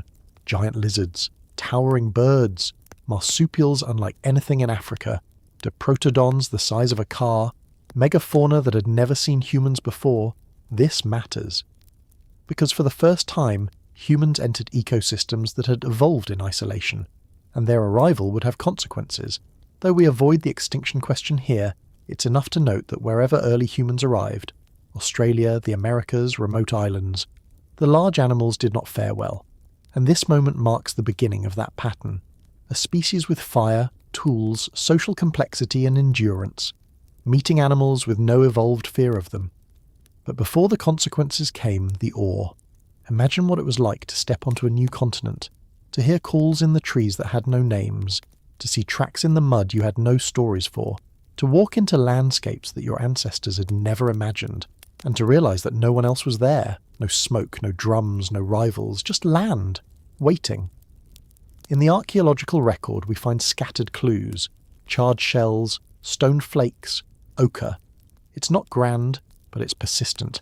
It tells us that humans not only reached these places but stayed, lived, adapted, flourished, in arid coasts, humid jungles and dry savannas, across climates and latitudes. Homo sapiens were no longer just a species. They were a pattern, a force. This period, from 100,000 to 60,000 years ago, is sometimes overshadowed by what came next. The artwork, the burials, the interbreeding. But this was the quiet revolution, the expansion that made all the others possible, and it did not happen with conquest. It happened with footsteps, with patience, with curiosity. And so the question remains, what did it feel like? To leave behind the lands your kind had always known, to cross rivers with no name, to bring ochre and beads to a place where the red dirt was different and the animals were strangers? We cannot know. But the silence they stepped into was not a void. It was a canvas, and they carried with them the colours, and they were not done walking. What kind of animal teaches itself to sow and to dream? Somewhere between 50,000 and 30,000 years ago, a strange kind of memory began to appear on the walls of caves.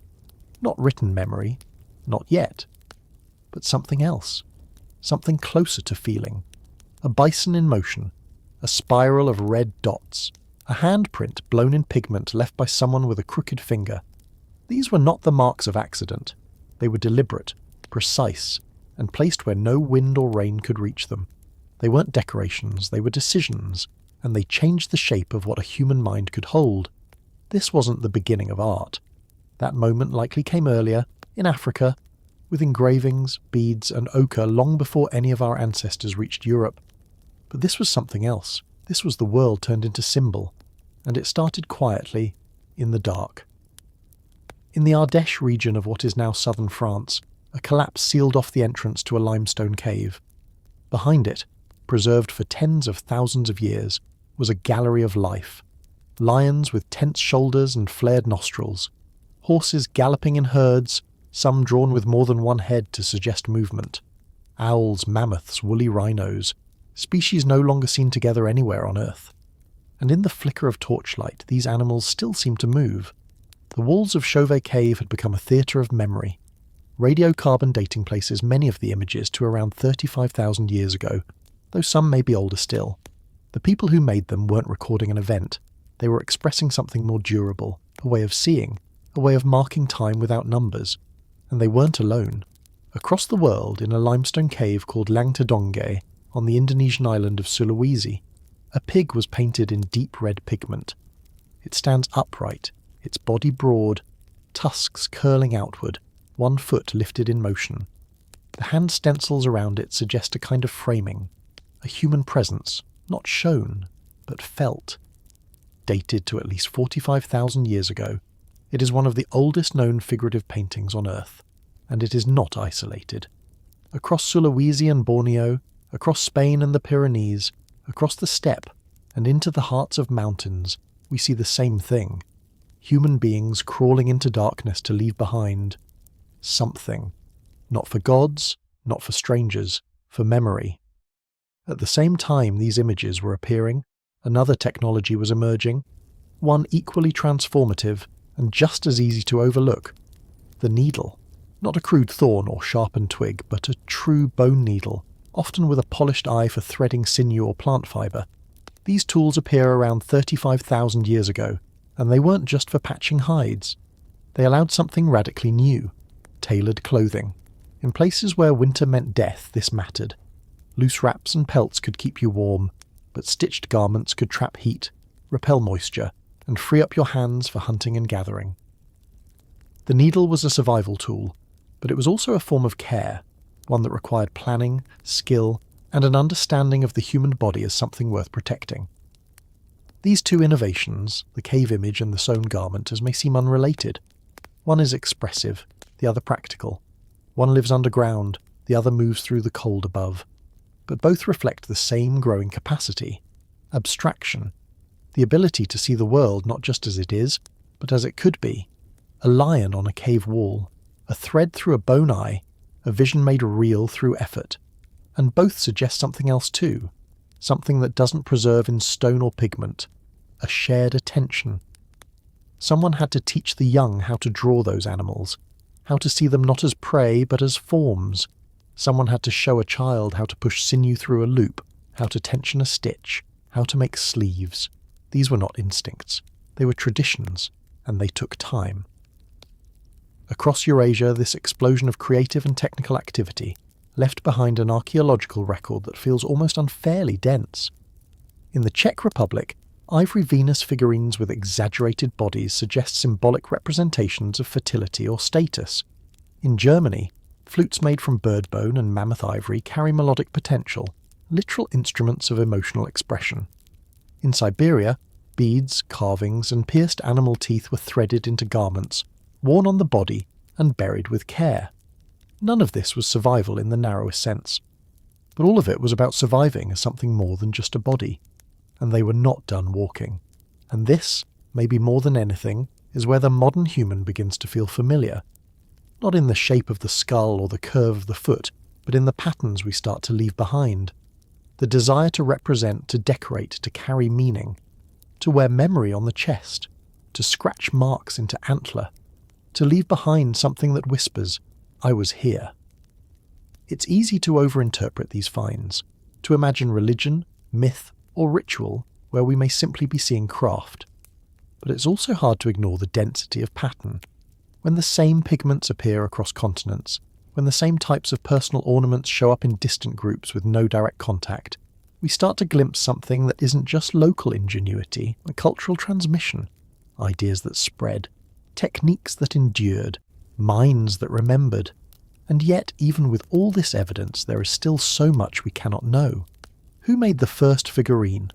What did the red ochre spiral mean? Did a child draw those scratched lines, or a leader? Were these images part of storytelling, or were they something more solitary, a form of reflection, or even mourning? We cannot say, but we can look at them and feel something stir, because the story of the Stone Age is not just a story of tools, it is a story of symbols, and symbols are strange. They ask us to see beyond the immediate, to connect things that aren't physically joined, to believe for a moment that a handprint in a cave can outlive the hand itself. That may be what separates us from every other creature that has ever lived. Not language, not fire, but memory. The need to turn experience into something that stays. A mark, a thread, a rhythm played on a bone flute long after the mouth that made it is gone. And when we look at those caves, those needles, those beads and flutes and carvings, we are not just seeing the origin of art or fashion. We are seeing the birth of a new kind of time, one where the past can be carried, one where the invisible becomes real. So what kind of animal teaches itself to sew and to dream? The kind that we'll eventually remember. How many kinds of human do you think have walked this earth? 5, 10, 20? The real answer is, we don't know. And that's not a poetic shrug. It's the honest state of science. We have found just enough bones to prove that most of them are missing, enough DNA fragments to say with confidence that we are not alone in our blood, and enough ancient genes in our cells to whisper that long after the last bones crumbled, their legacy remains. Quiet, invisible, but undeniable. By 50,000 years ago, Homo sapiens was not the only human on the planet, not by a long shot. Across the mountains of Central Asia, into the caves of Siberia, and in the deep history of island Southeast Asia, there were others. Some we know by fossil, some we know only by ghost. Start with the Denisovans. We never found a Denisovan skeleton. Not one complete body, no skull to reconstruct, no full limb to place in a museum case. Instead, we found a pinky bone. That's it. A small fragment of a girl's finger in the Denisova cave of Siberia, dated to more than 40,000 years ago. It didn't look like much at first, until scientists pulled DNA from it and realized they had stumbled upon a whole new kind of human. Not Neanderthal, not Sapiens. Something else. Something genetically distinct and genetically real. And then came the molars. Giant, thick-crowned teeth from the same cave, again unrelated to Neanderthals or us, but matching the girl's DNA. This population, whoever they were, had lived in Denisova Cave for tens of thousands of years. Possibly longer. They had their own history, their own adaptations, their own version of being human, and they were not confined to Siberia. Their genetic signature shows up in the highlands of Papua New Guinea. It's present in Tibetans and Melanesians, in Aboriginal Australians, and in the people of the Philippines and parts of Indonesia. Some populations today carry up to 5% Denisovan DNA, and that DNA isn't just some meaningless relic. One of its contributions is the EPAS1 gene, a trait that helps regulate oxygen use at high altitudes. Modern Tibetans inherited it from Denisovans, allowing them to survive in thin air where others could not. So there was contact. There was mixing. But here's where it gets weirder. When scientists dug deeper into the Denisovan DNA in modern populations, they found that not all of it came from the same group. The genes found in the Philippines look different from the ones found in the Himalayas, different enough to suggest that there may not have been one group of Denisovans, but several, separated by geography, adapted to different regions and diverging for hundreds of thousands of years. That's when the idea of ghost populations started to take hold. A ghost population is exactly what it sounds like. A group of humans or near humans who must have existed, because we carry parts of them, but whose bones, tools and faces have never been found.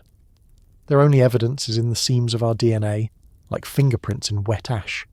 You know someone touched it, but the hand is gone.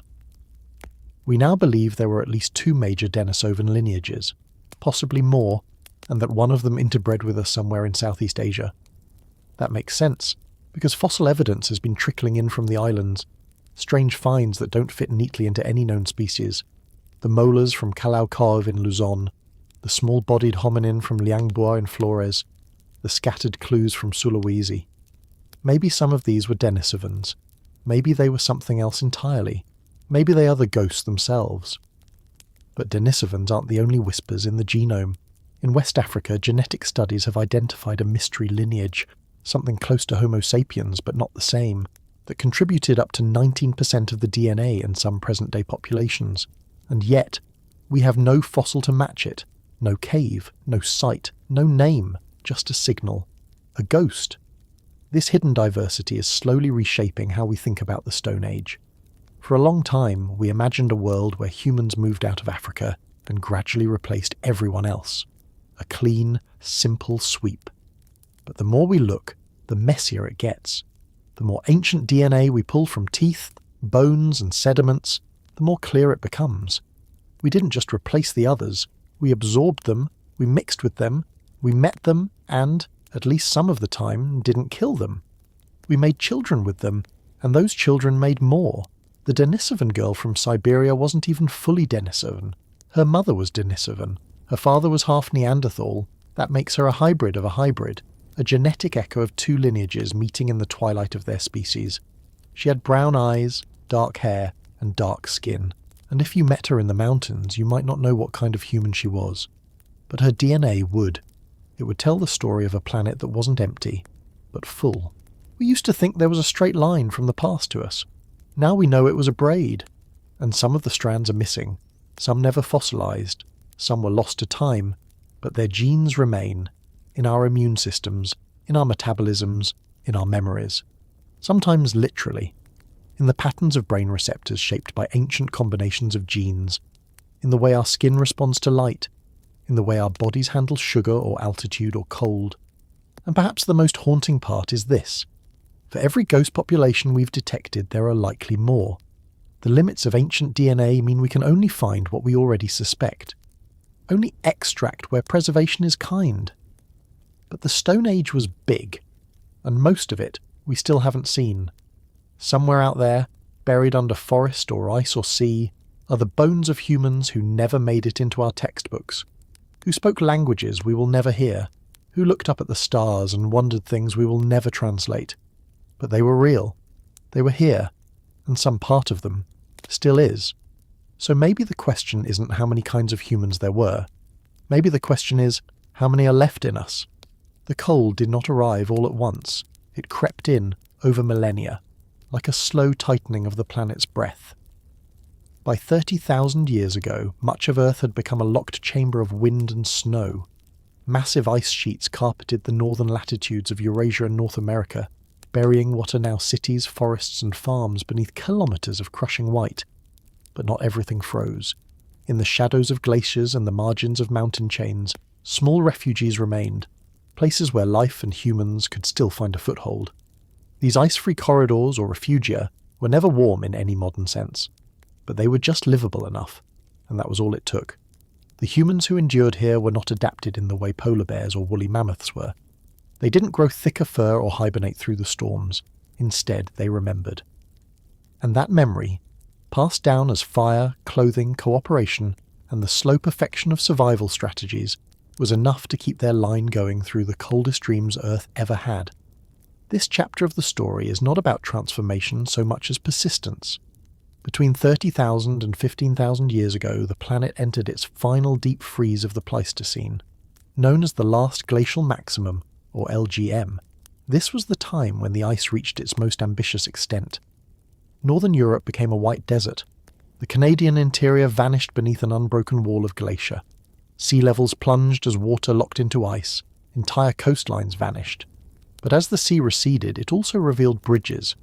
Across what is now the Bering Strait, a cold, grassy expanse connected Siberia to Alaska.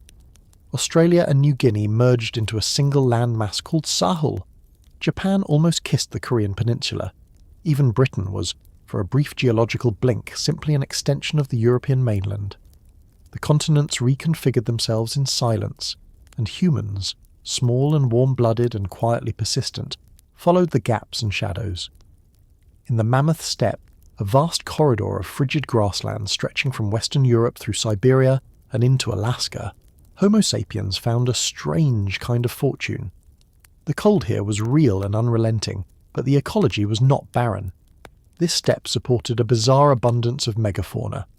Woolly mammoths, woolly rhinoceroses, giant deer, cave lions, musk oxen, and more. The land was dry, wind-blown and open, a frozen savanna. For hunter-gatherers adapted to large game, it was a feast on ice. Archaeological sites like Kostenki in Russia, Dolní Věstonice in Czechia, and Sungia northeast of Moscow reveal the quiet ingenuity of these Ice Age survivors. At Kostenki, layered hearths, carved ivory, and dwellings of mammoth bone hint at a long continuity of knowledge and adaptation. At Dolní Věstonice, woven textiles imprinted into clay suggest the earliest known weaving, and at Sungia, a burial of two adolescents adorned with thousands of mammoth ivory beads speaks to social bonds that extended beyond life. Cold didn't erase culture. If anything, it deepened it. In the east, along the fringes of the Mongolian Plateau and the Amur River basin, similar adaptations took shape. Here too, humans hunted mammoths and horses, stitched tailored clothing, and created survival kits designed for mobility across snow-swept plains.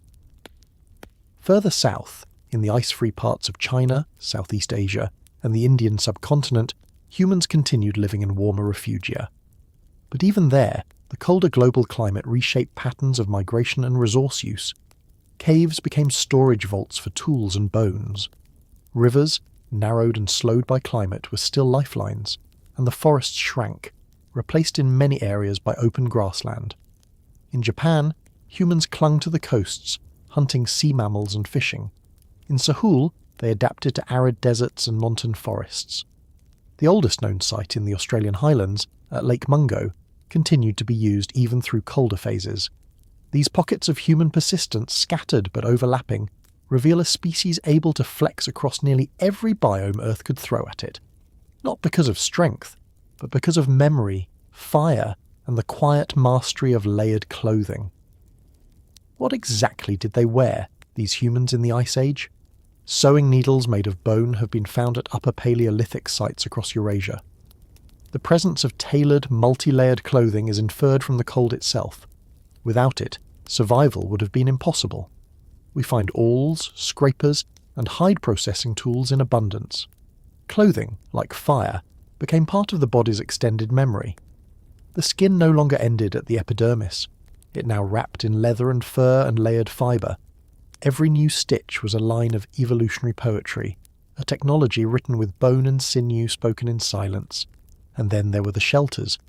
Though many Paleolithic people remained mobile, some groups in cold climates built semi-permanent dwellings using mammoth bones, wooden posts and hide. At Mazurich in Ukraine, circular huts made from mammoth skulls and tusks have been found, their interiors blackened from long-term fire use. These were not accidental campsites, they were homes, and in their soot-stained interiors something else flickered. Memory, kinship, the passing of knowledge from one brittle winter to the next. Migration during this period continued, but it slowed. As the cold peaked, the great highways of the Ice Age, rivers, valleys, coasts, became narrower, more treacherous. Still, humans found ways forward. They moved into the Americas, likely crossing Beringia sometime before 20,000 years ago, though evidence remains scarce and debated. They reached the tip of Patagonia not long after. They wrapped around the coastlines of India and swept inland into what is now Central Asia. With every new site they left traces, a hearth, a broken flake, the bone of a meal. Most of these traces were never meant to last, but enough have survived to tell us this much.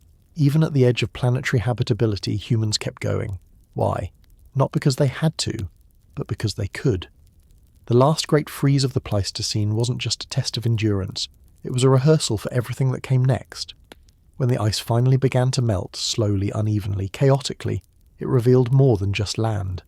It revealed that the species who had survived the cold was no longer just surviving. It had become something else, something restless, something curious, something dangerously good at remembering. And so the cold ended, or rather, it began to retreat. But the memory of it lingered, in bones hardened by scarcity, in mythologies of a great winter, in stories whispered beside fire about animals that no longer walked the earth, in the hidden DNA of frost-resistant metabolisms and compact limb proportions. And even now, tens of thousands of years later, you carry some of that cold inside you.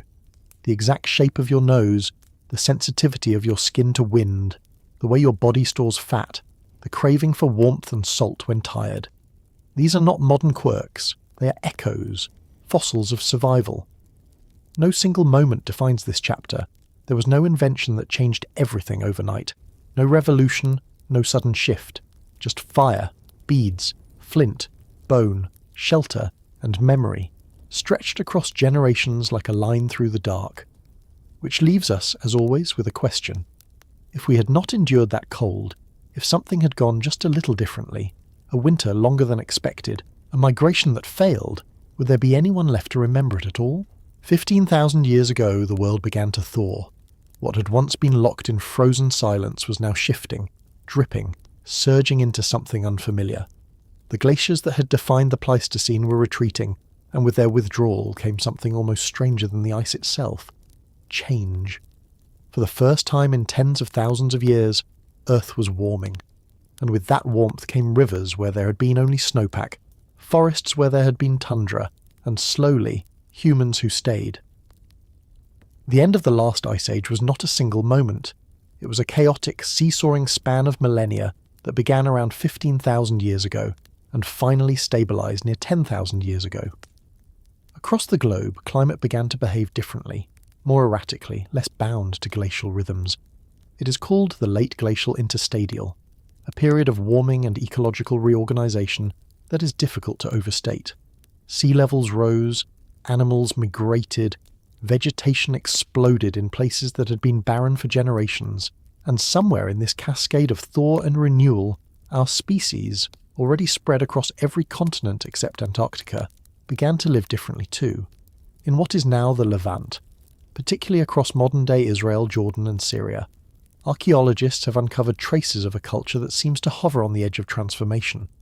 They are called the Natufians, and their remains span from around 14,500 to 11,500 years ago.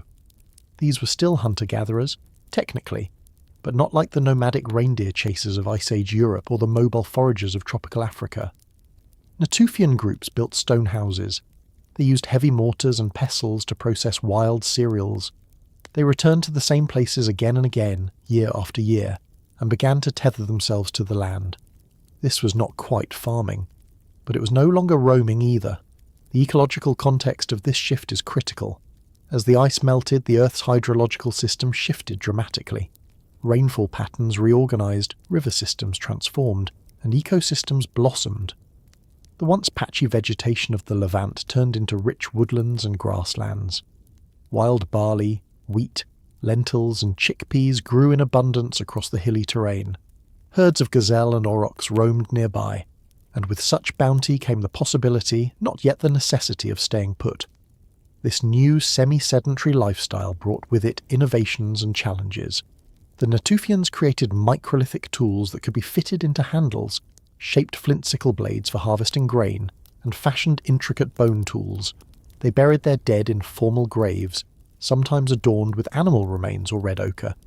In some sites, they collected seashells from distant shores, suggesting either long-distance movement or trade.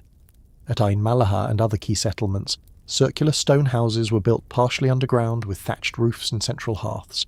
These were not camps, these were homes. But this new relationship with place was also fragile.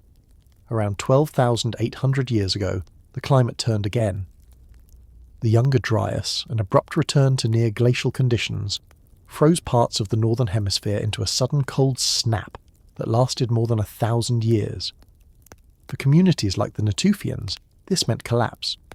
Many of their settlements were abandoned, food sources declined, archaeological layers from this period show signs of nutritional stress. In some regions, the gathering of wild plants intensified. Others may have turned to small-scale cultivation, not as an invention of agriculture, but as a survival strategy. Whether the Younger Dryas was a forcing event or merely a hiccup in a larger trajectory, what followed was unmistakable. After 10,000 years ago, the Earth entered the Holocene, the epoch we live in today. The climate stabilised, forests matured, rivers swelled into predictable cycles, and across parts of the Near East, humans didn't just return to their previous way of life, they went further. They began to plant intentionally. They began to shape the landscape. They began to domesticate. But none of this was inevitable. The Natufians and their contemporaries were still tethered to the wild. They were not farmers. They were survivors in a world that was constantly shifting beneath their feet. What makes this period so striking is how delicately balanced it was. Between old and new, between movement and stillness, between gathering and cultivating. This was a time when the idea of staying began to compete with the instinct to roam. A time when the land began to shape the people as much as they had once shaped it with stone. And yet, even with all this context, one question remains. When the ice vanished and the rains returned, did the way we think change too? Not just our habits, but our minds. Did the rhythm of seasons give rise to something more patterned in ourselves? Did the return of green awaken a new kind of memory, a vision of what could be, not just what was? We do not know, but the earth remembers, and the roots of that memory still wind through every field we sow today. By the time the last of the glaciers had receded and the world began to thaw for good, Something new was happening, not just to the landscape but to the minds that moved across it. This wasn't quite the world of the hunters anymore, and it wasn't yet the world of the farmers. But in between there was a time when people did something even stranger. They adapted to abundance. This is the Mesolithic, a word that simply means middle stone, but underneath it lies one of the quietest revolutions in human history. For thousands of years, the story of survival had mostly followed the cold. Large mammals, long treks, and the pressure to keep moving. But with warming came a different challenge. Things stopped dying. Forests filled in the open steppe. Lakes and rivers swelled and stayed. Fish ran predictably. Herds moved more slowly. And for the first time, humans had to rethink what it meant to hunt in a world that no longer fled from them. So we did what we always do. We experimented. We got smaller, subtler, and smarter. The stone tools of this period don't shout, they whisper. Instead of massive hand axes or oversized blades, the Mesolithic gave rise to something more refined, the microlith. Tiny geometric flakes of stone, knapped with precision, and then fitted into shafts of bone or wood like puzzle pieces. These weren't designed for raw power, they were designed for speed, control, and repetition. With microliths came bows and arrows, not just to kill, but to choose. You could take down a single deer, not stampede a whole herd. You could aim for a duck in the reeds, or shoot upstream at salmon leaping against the current. The Mesolithic was the birth of selective hunting. It was also the age of the net, the line, and the hook. People stopped waiting for animals to come to them and started going after what lay beneath the surface. They built fish traps in tidal estuaries, laid woven baskets along migration paths, and crafted barbed harpoons from antler. The earliest hooks appear during this time, some carved from bone, some from shell. These were not tools for desperation. They were signs of patience, of a kind of planning that had more to do with rhythm than risk. If the Paleolithic mind was tuned to the pulse of the herd, the Mesolithic mind was tuned to the tides. And in this new rhythm, something extraordinary happened. We didn't just master other animals, we invited one of them in. Somewhere between 15,000 and 11,000 years ago, in a forest clearing or near a midden heap, a few bold wolves made a choice. They lingered. They stayed close. And a few curious humans chose not to chase them off. What followed wasn't a contract, or even a plan. It was something stranger. The slow entanglement of two species that would end up reshaping both of their destinies. The earliest archaeological evidence of domesticated dogs dates back to this Mesolithic zone. Sites like Bonn Castle in Germany or Uyun al-Hammam in Jordan show buried dogs alongside humans, treated not as meat or threat, but as kin. These dogs weren't bred for guarding livestock or pulling sleds. There were no herds yet, no ploughs to pull. These were companion dogs. Scavengers turned scouts, wolves turned watchers. They helped sniff out prey, warm the shelters, guard the perimeter. And perhaps most importantly, they changed the way we saw the wild. With a dog at your side, the forest stops being unknowable. You're no longer alone at night. There's a presence beside you that reacts to what you cannot yet see. The dog becomes an extension of your own alertness, and somewhere in that exchange, between human and canine, something like trust emerges. It's not symbolic, it's not spiritual, it's biological, and it lasts. We also started going farther, not just walking, but floating. Mesolithic people built the first canoes, simple dugouts, hollowed from tree trunks with controlled fire and stone adzes.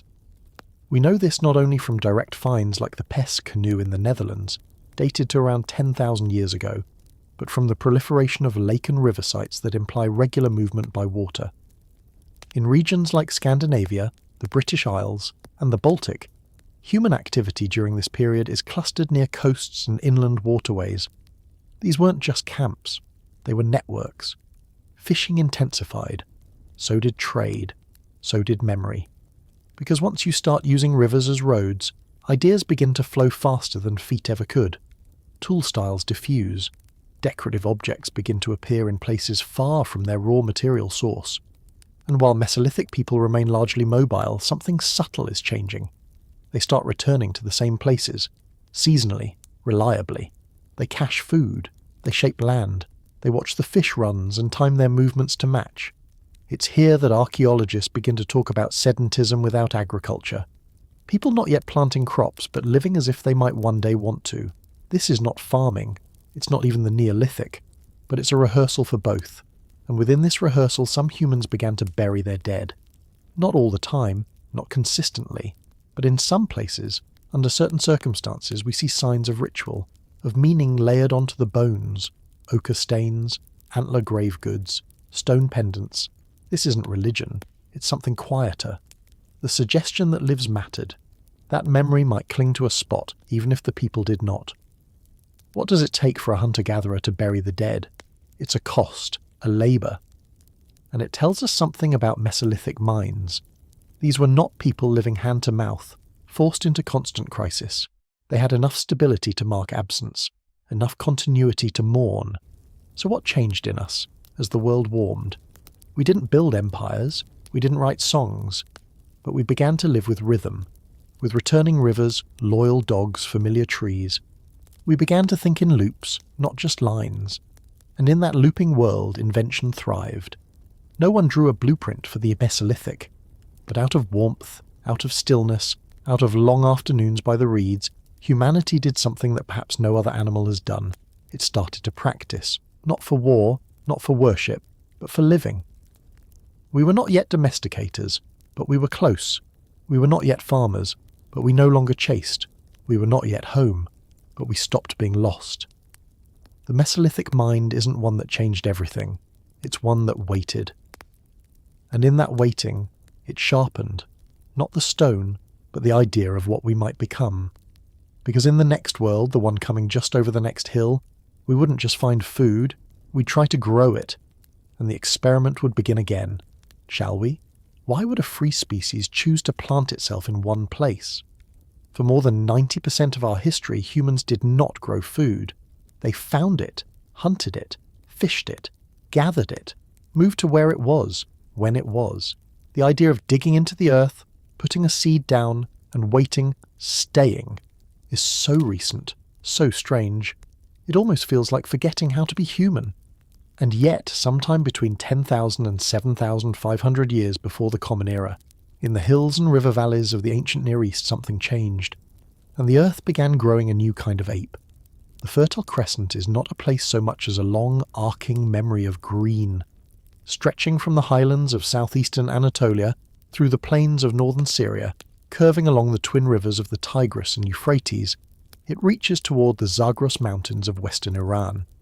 Today, it's often imagined as dry. But back then, the climate was softer. A moist, warm period followed the ice's retreat, and the region swelled with grasses, wild cereals and pulses. Gazelles moved through it in waves, and so did humans. And then, for reasons we're still only beginning to guess, some of them stopped. Archaeology names them the first farmers, but they didn't start with farms. Before there was wheat, there was emmer. Before there were ploughs, there were digging sticks. Before there were granaries, there were baskets, huts, pits in the ground. And before all of that, there was something more basic, an act of noticing.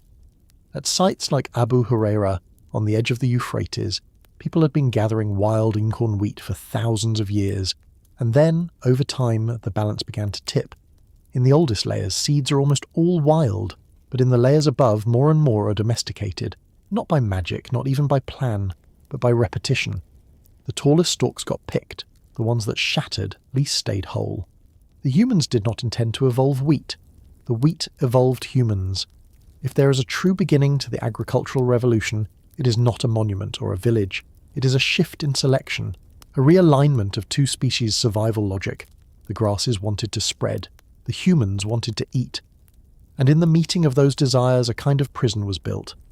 At 𝐓𝐈𝐌𝐿𝐄𝐒𝐿, a settlement dating to around 9,000 years before the Common Era, we find houses built of stone with round, sunken floors and benches along the walls. One of them, larger than the rest, has been interpreted as a communal gathering space, but nearby are buildings clearly used for grain storage. Grooves worn into basalt slabs suggest grinding of cereals. In other words, this was not just a place to eat food, it was a place to make it.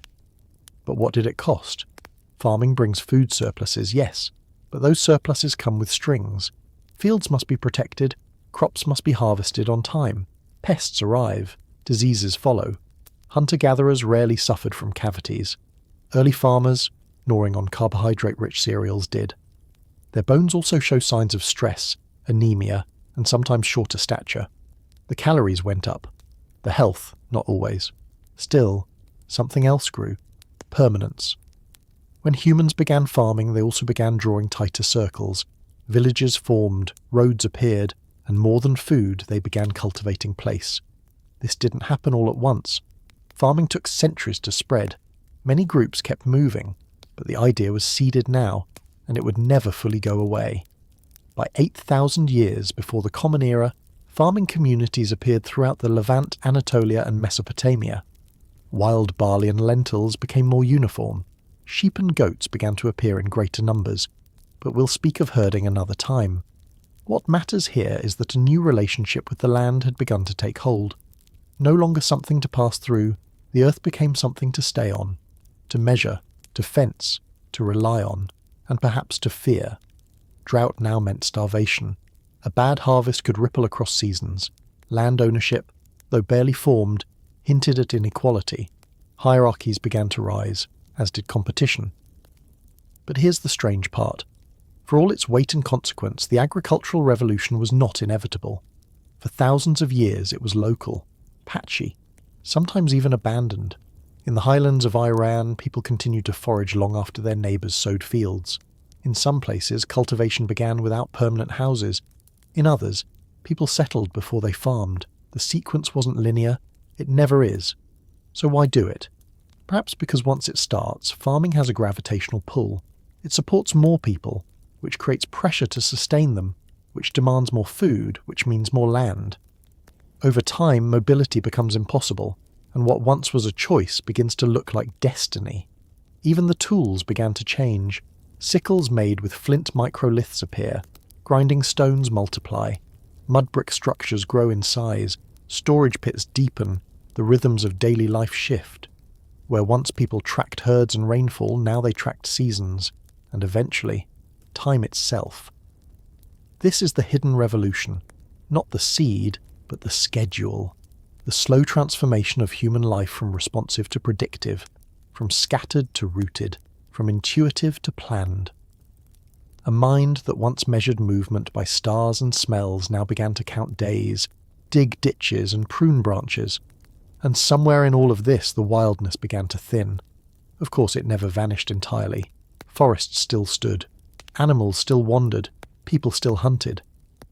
But something had tilted. The centre of gravity was no longer the hunt, it was the harvest.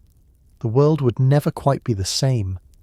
And yet, if we could ask one of those early villagers why they did it, why they gave up freedom for grain, they might not say progress or future. They might just say, it worked, it fed the children, it kept us warm, and it gave us a reason to stay. But was it worth it? That, we're still deciding. It started with a look. Not a word, not a plan, just a glance across a clearing, a few thousand years of eye contact. Long before we had kings, books, cities, or clocks, our ancestors shared their lives with animals. Not by accident, not all at once, and not always on their terms. Somewhere between the wild and the tame, a pact was made, one that neither side fully understood, and it would shape everything that came next. By the 8th millennium before the Common Era, humans had already begun growing things. Seeds were no longer left to chance, but plants, no matter how carefully tended, could not move. Animals could. And so the next great gamble of the Neolithic began, not planting life into the earth, but inviting it into our homes, or more precisely into our settlements. Homes were still a bit of a stretch. The first animals that made the leap from wild to domestic were not random. Goats and sheep led the way, with pigs and cattle following soon after. These creatures were chosen not just because they were edible, though that certainly helped. They were chosen because they were flexible, biologically, behaviourally, and perhaps most importantly, socially. Herd animals were already accustomed to following a leader. All we had to do was become one. In the Zagros Mountains of what is now western Iran, archaeologists have uncovered goat bones dating to around 8,500 years before the Common Era. What makes them interesting isn't just their age, but their pattern. Many of the male goats were killed young, while females lived longer lives. That's not what happens in the wild. It is, however, what happens when a species is being managed. Too many adult males cause trouble. Fewer mouths, fewer fights. Similar clues appear across the Fertile Crescent. At sites like Sayonu and Ain Ghazal, bones from sheep and pigs show population profiles that no longer match natural herds. Juveniles dominate the record. This tells us two things. First, these animals were being bred intentionally. Second, they were being slaughtered selectively. Humans were now deciding not just when to kill, but when to let live. That is the beginning of domestication. But domestication is not the same as taming. A tamed animal learns to tolerate humans. A domesticated one is genetically altered by them, and that alteration runs deep. Over generations, domesticated animals become physically and neurologically different from their wild ancestors. Their skulls shrink, their ears droop, their coats change colour. They become less aggressive, more tolerant of crowding, more sensitive to human cues. In short, they begin to fit into our world. Goats became smaller and easier to manage. Sheep began to produce more wool and less coarse hair. Pigs became more compact, more fertile and more docile, though only just. Cattle took the longest, but once domesticated they offered everything: meat, milk, hide, labour. Each of these species underwent its own quiet revolution. They lost some of their wildness, and we, in return, gained control and responsibility. This exchange, however, was not one-sided. We shaped animals, but they shaped us too. The ability to digest milk, for instance, is not universal among mammals. Most stop producing the enzyme lactase after weaning, but in certain human populations, particularly in pastoral societies, a mutation allowing lifelong lactase production spread rapidly. This was not a natural adaptation. It was cultural evolution acting on biology, a clear case of gene culture coevolution.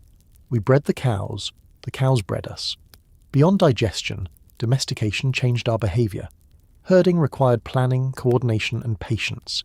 It demanded long-term thinking, not just where to move next, but how to feed and protect a future generation of animals. This pushed our cognitive horizons outward. It also introduced a new relationship with violence. Predators now threatened not just our bodies, but our property.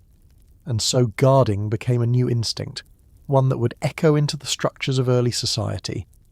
But perhaps the strangest result of domestication was its emotional toll. For the first time in evolutionary history, a species learned to kill animals it had raised from birth. This wasn't hunting. It was something else, something more complicated. These were creatures that had faces, behaviours and relationships. Killing them required either detachment or ritual. In many Neolithic sites, we see signs of both. Select burials, carved bones, symbolic tokens, a kind of reverence, or maybe guilt. And the animals? They adapted in ways we still do not fully understand. The process of domestication remains one of the most mysterious in archaeology. It likely began not in pens but in gradients, semi-wild zones where certain individuals stayed close to human camps, pigs rooting near middens, goats loitering for salt. Over time, a feedback loop formed. The more we tolerated them, the more they tolerated us, until one day the boundary disappeared. By 6,000 years before the Common Era, domesticated animals had spread far beyond their original zones. Goats were climbing the rocky terraces of the Mediterranean. Sheep were grazing the cold grasslands of Central Asia. Pigs had reached China. Cattle were being managed in both Africa and the Near East. This was no longer a local experiment. It was a planetary transformation. The biosphere itself had begun to bend toward human will, and with it came something subtler, a shift in worldview. Once you rely on an animal for survival, your perception of it changes. It is no longer just food. It becomes a resource, a partner, a symbol, a mirror. Domesticated animals appear in early art, not just as prey, but as icons. Bulls carved in stone, goat motifs painted on walls. These were not decorations, they were part of the new order. Life now flowed through cycles of birth, growth, control, and culling. Still, not all animals crossed the threshold. Some refused, others we never tried. Domestication was a narrow gate, and only certain species fit through. It was not inevitable. It was an act of selection, both by us and by them. So did we domesticate animals? Or did they in some way domesticate us? The question still echoes, After all, the act of shaping another life form inevitably reshapes the one doing the shaping. We changed their genes. They changed our story. And in that story, one quiet fact remains. For tens of thousands of years, humans shared the planet with creatures they did not control. Then suddenly a few were brought into the circle, federal, bred named, and sacrificed. That is where power begins. Not with a sword or a crown, but with a pen or a leash. The Stone Age was never just about stones. It was about learning to manage the wild without fully leaving it behind. Animals were the first test. They would not be the last. So what came next, after animals lived among us and we among them? What happened when food no longer moved, when it stayed in the village and people followed it home? That story is waiting in the next breath of time, somewhere between the forests of ancient Japan, the slow rivers of the Yellow River Basin, and the upland rocks of the Levant. A peculiar thing began to appear. Fragments of hardened clay, shaped not by wind or erosion, but by the hands of people. Burnt, bubbled, and scarred by flame, these broken shells belonged to vessels that should not have existed yet. Because this was a time before cities, before wheels, before metal. And yet someone was already shaping mud into memory. For nearly 3 million years, humans and their ancestors used stone, bone, and fire. But clay, at least fireproofed clay, was something else. Soft, wet, pliable, but dangerously fragile when dried. It needed fire, but not just any fire. It needed heat high enough to harden it without destroying it. Somewhere in this strange tension, pottery was born, not suddenly, not all at once, but through a slow dance of experiment, accident and insight, spanning continents and climates, long before agriculture had fully taken root. And it may have begun not in the great centres of civilization we often imagine, but in the edges, in fishing camps, forest clearings, and small fires lit by people who had no word yet for permanence. The oldest known pottery in the world comes not from the Fertile Crescent or the Nile Valley, but from Japan. At sites like Odai Yamamoto and Fukui Cave, tiny fragments of clay vessels appear as early as 16,000 years ago, with more recognisable Jomon pottery emerging between 14 and 12,000 years ago. These early pots are often simple, bag-shaped containers with cord-impressed patterns, a cultural signature so enduring that it gave the Jomon their name. And while later Jomon pottery would become wildly elaborate, twisting with flame-like coils and complex rims, the earliest pieces were practical. They were used to store, boil and ferment wild foods in a damp, forested world where preservation and portability mattered. The people who made them were not farmers. They were hunter-gatherers. But something in their world, maybe the abundance of tubers, fish and acorns, or the seasonal rhythm of harvests, made pottery not just possible, but useful. A similar pattern emerges in southern China, where pottery shards from Jianrendong Cave date to around 20,000 years ago, and Yuchanyan Cave to around 18,000. Again, these were made by foragers, not agriculturalists, and again they were likely used to cook and store wild plants, roots, and maybe even fermented beverages. Some of the earliest pots in the world, in other words, come not from the Neolithic, but from the very tail end of the Pleistocene. This has led many archaeologists to rethink the relationship between pottery and farming. It used to be assumed that pottery came after agriculture as a kind of support system for sedentary, grain-storing lives. But the evidence tells a messier story. In many places, pottery came first. In the Middle East, pottery arrives later, roughly 9,000 to 8,000 years ago, in the so-called pre-pottery Neolithic, bee cultures of the Levant and Anatolia. These were early villages, often built of stone or mud brick with signs of domesticated grains and animals. Here, pottery seems to emerge in tandem with more settled life, and it quickly becomes central for cooking, storage, ritual, and even burial. The vessels are often round-bottomed, designed for hearth cooking, and sometimes decorated with painted motifs or carved incisions. But even here, pottery wasn't just a response to agriculture. It was a new way of thinking about material, about transformation, about what it meant to shape nature into culture. Because to make pottery, you don't just gather and shape clay. You have to know your fire. Too cool and the pot collapses. Too hot and it explodes. Somewhere in between, in that magic threshold of 600 to 800 degrees Celsius, the clay undergoes a permanent transformation. Its structure changes. its water content is lost, it becomes ceramic, and once that change happens, it cannot be undone. Pottery is permanent, fragile, yes, breakable, but no longer mutable. In a world defined by perishable things, wood, hide, bone, this permanence was radical. These were objects that could outlive their makers. This permanence may be one reason why pottery began to take on artistic and symbolic dimensions. Even in its earliest forms, pottery is often decorated. Not lavishly at first, but enough to show care. Finger grooves, cord impressions, small patterns etched with shells or reeds. As if to say, this is not just a container. It is an object that holds meaning, not just contents. Later traditions, from the linear band ceramic in Europe to the Ubaid culture in Mesopotamia, would elevate this further, turning pottery into a major artistic medium.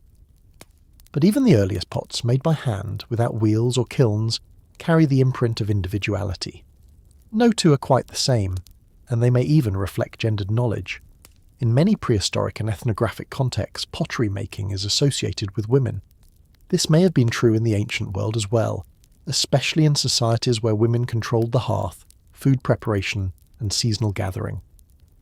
The knowledge of clay types, drying times, and firing techniques was likely passed down through generations, not in writing, but through touch, repetition, and intuition.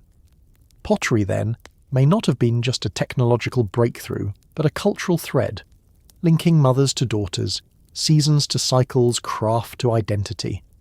And in this way, the birth of pottery may also be the birth of something quieter, the idea that shaping the world can be personal. We often think of innovation as a leap, a flash of insight, a disruption. But pottery was not that. It was a slow boil, a long fermentation of ideas and observations, scattered across time and space, emerging in parallel in places as far apart as 𝐓𝐿 and the Jordan Valley. It was not one invention, but many. And in that way, it mirrors the very nature of prehistory itself, diffuse, fragmentary, deeply human. Some pots held grains, some held meat, some held water. Some may have held the bones of the dead. Others held stories, not written, but implied, through patterns, handles, footings. Some broke in fire, some were buried, others shattered, and their pieces drifted into the layers of archaeological time, waiting for someone to find them. And when we do find them, we don't just learn about what people ate. We learn about how they thought about heat, shape, transformation, and permanence. Pottery is not just technology. It is intention, made durable. And this brings us to the haunting question. Why did so many different cultures, across such vast distances, invent this same fragile miracle? What were they really trying to preserve? Food, or something else? Because in every pot something remains, a fingerprint, a scorch mark, a trace of pigment, and in every hearth where clay once hardened there lingers a memory of someone who took earth in their hands and asked it to last. What does it mean when humans begin spinning time? It's one thing to gather, to hunt, to shape stone or bake clay, but it's something entirely different to imagine circular motion, to spin a wheel not once, but forever, to twist threads from plants, to bend flax into fabric, to pull meaning from the soft architecture of what one wears. These aren't just tools. These are metaphors turned real. The wheel and the loom mark the moment when humans stopped merely responding to the world and began rehearsing its rhythms. And as strange as it sounds, neither of these inventions came from metal, or kings, or cities. They came quietly, from the same Neolithic mines still surrounded by rivers, granaries and goats. Somewhere between 7,000 and 4,000 years before the Common Era, in landscapes not yet gridded by empire, something spun. And it never stopped. The wheel is easy to take for granted now. It appears inevitable, as if the moment someone shaped a circle, transportation followed. But the archaeological record disagrees.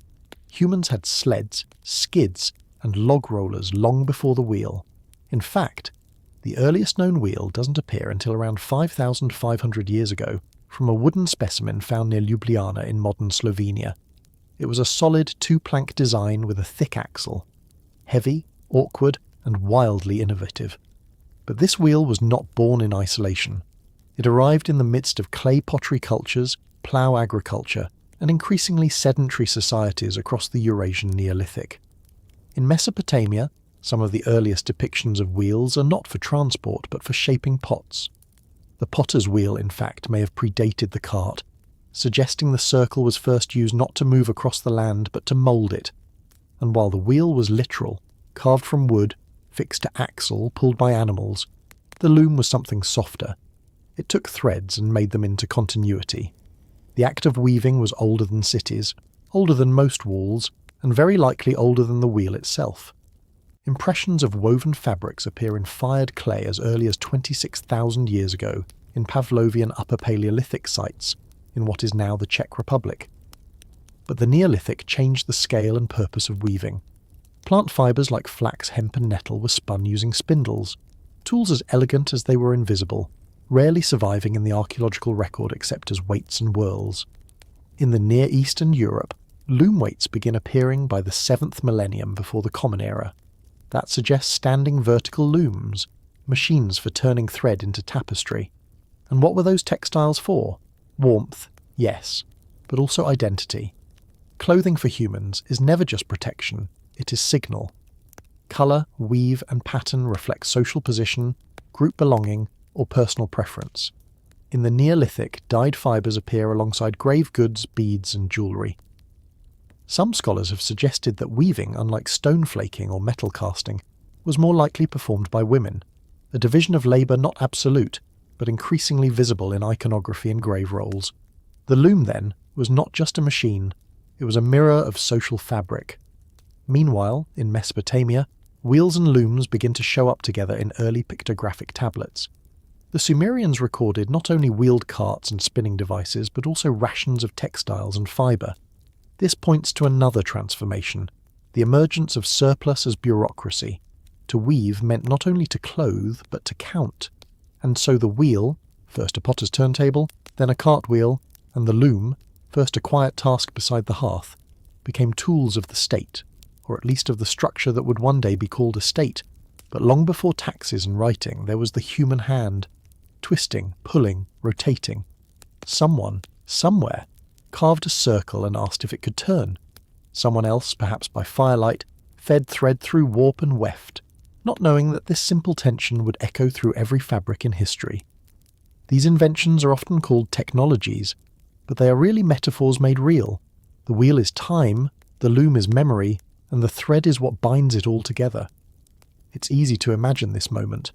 A group of humans no longer wandering, now seated by a structure they built themselves. Nearby, flax is drying. A wheel is creaking under the weight of a ceramic jar. Children watch thread pulled through notched wood, and for the first time in deep time, their clothing is not just practical. It is chosen. These were still people without bronze, without kings, without written law, but they were beginning to structure time, to wear it, to move through it. Civilization does not arrive all at once. Sometimes it spins slowly into being, and so the question lingers, was the wheel just about movement or about meaning? And when we learn to weave, were we binding fibres or the future? Before anything spun, before fabric covered skin or pottery lined a village wall, humans were already threading together ideas, not always with tools but with patterns, the memory of seasons, the shape of rivers, the movement of stars. Even before we built physical looms, we were weaving meaning, binding cause to consequence, past to present. There's something persistent about this instinct, to take thin things and join them into something thicker, longer lasting. That instinct didn't begin with cities. It began with fibre, friction, and patience. In some ways, thread was our first true infrastructure. Long before roads or wires, a single twisted plant strand represented connection, the joining of one moment to another, one person to another. Archaeological remains of ancient cordage stretch back tens of thousands of years, often made from bast fibres, grasses or sinew. These early cords tied together shelters, secured baskets, and wrapped the edges of memory. And as fibres got longer, so did the human timeline. A piece of woven cloth isn't just practical, it is durable language. The wheel, for all its simplicity, had to wait. It required more than just roundness. It demanded pairing, symmetry, balance, and a grasp of rotational friction. Until the Neolithic, no one seems to have imagined that a circle could become continuous motion. But once it did, it unleashed an idea that couldn't be stopped. Time itself could now be shaped. Spinning, turning, transporting. The world no longer had to be carried. It could roll. And so, just like that, the first circle became a rhythm. Not in the way planets turn, but in the human sense. Repetitive, controllable, mechanical. This is what made the wheel so radical. It wasn't just new, it was recursive. And in a quiet corner of the same Neolithic landscape, a parallel invention emerged. The spindle. A smaller circle, used not to move things, but to twist them. While the cartwheel carried weight, the spindle carried intention. Both began as tools of practicality. Both became tools of permanence. There is something gentle and unnoticed about weaving, which might be why it changed us so profoundly. You don't have to announce fabric the way you announce fire or stone. It enters softly. But once humans begin wrapping themselves in meaning, literal meaning, it becomes harder to say where function ends and story begins. The spindle, the loom, the dye pot. These were our first storytelling machines, and like all stories, they spread. Through contact, trade, imitation. The knowledge of how to twist flax, or cut a groove into a wheel hub, or balance a cart shaft over an axle. None of these innovations existed in a vacuum. Every one of them required teaching, and this meant, by necessity, the invention of instruction, not writing, not yet. But certainly explanation, gesture, memory, practice, repetition. Teaching someone how to spin thread or fit a spoke or tension a warp, that takes more than hands, it takes continuity. So when we say civilization began to spin, maybe it's not just a metaphor. When did fire stop just cooking and start transforming stone? Somewhere deep in the Neolithic world, between the 7th and 5th millennia before the Common Era, a few scattered human hands picked up something far older than them, a greenish rock, heavy in the palm, veined with reddish patches, smelling faintly of the earth it came from. This was native copper, and for the first time in human history, someone didn't just admire it. They hit it. They bent it. They tried to change it. Up until this point, fire was a companion.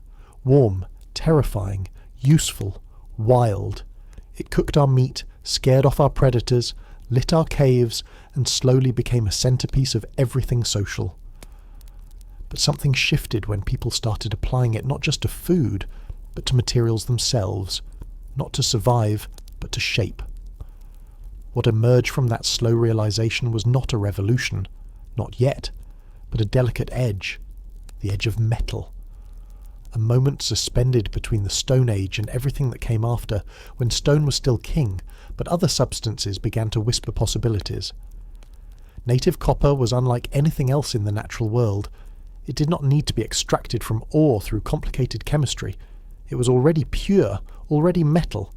Nuggets of it lay exposed in some riverbeds and cliff faces, and its malleability was striking. When struck with stone, it didn't fracture, it dented, it changed shape. It behaved not like rock, but like something entirely new. Across parts of the Middle East, Southeastern Europe, and Central Asia, this metal began appearing in human sites, not in abundance, but with increasing curiosity. By the 6th millennium before the Common Era, small items made of copper, pins, beads, awls, start to emerge in the archaeological record. These weren't tools meant for conquest or agriculture. They were slow, personal, experimental. Most were made through cold hammering, that is, pounding native copper without heating it. It's a surprisingly simple idea, but it brought with it the beginnings of metallurgy. Hammer too much, and the copper becomes brittle. Heat it slightly, and it softens again. That lesson alone, that fire could reset the properties of a metal, was the beginning of a long, winding dialogue between human ingenuity and the stubbornness of the periodic table. What's striking is how long this edge lasted. For thousands of years, copper remained rare, ornamental, and mostly small scale. This wasn't yet the age of furnaces or forges. These early experiments were more like alchemy by accident, the outcome of curious minds testing limits. At sites like 𝐓𝐈𝐌𝐿𝐄𝐒𝐒 and Tel Magzalia, small hammered copper artifacts show up, often side by side with flint blades and obsidian points. Stone was still doing all the heavy lifting. Copper was strange, almost ceremonial. It hadn't proven itself yet. In some places, like the Iranian Plateau and the Balkans, we find early signs of smelting, not widespread, not industrial, but suggestive. A few lumps of copper slag, a few pieces of ore that seem to have been heated intentionally. But even here, nothing was uniform. There was no single discovery moment. No blacksmith standing triumphantly over a glowing ingot. Just centuries of small stumbles, of failure and iteration, of people noticing that fire left behind residues, that certain stones melted, that maybe, just maybe, stone wasn't the final word. What may have helped push these ideas forward was the rise of pottery. Once people began building kilns hot enough to fire clay, they also began generating temperatures high enough to alter ore. Not intentionally at first, but over time the dots started connecting. A few sherds of clay lined with metal traces, a few furnace pits with unexpected temperatures. These clues suggest that metallurgy didn't emerge from nothing.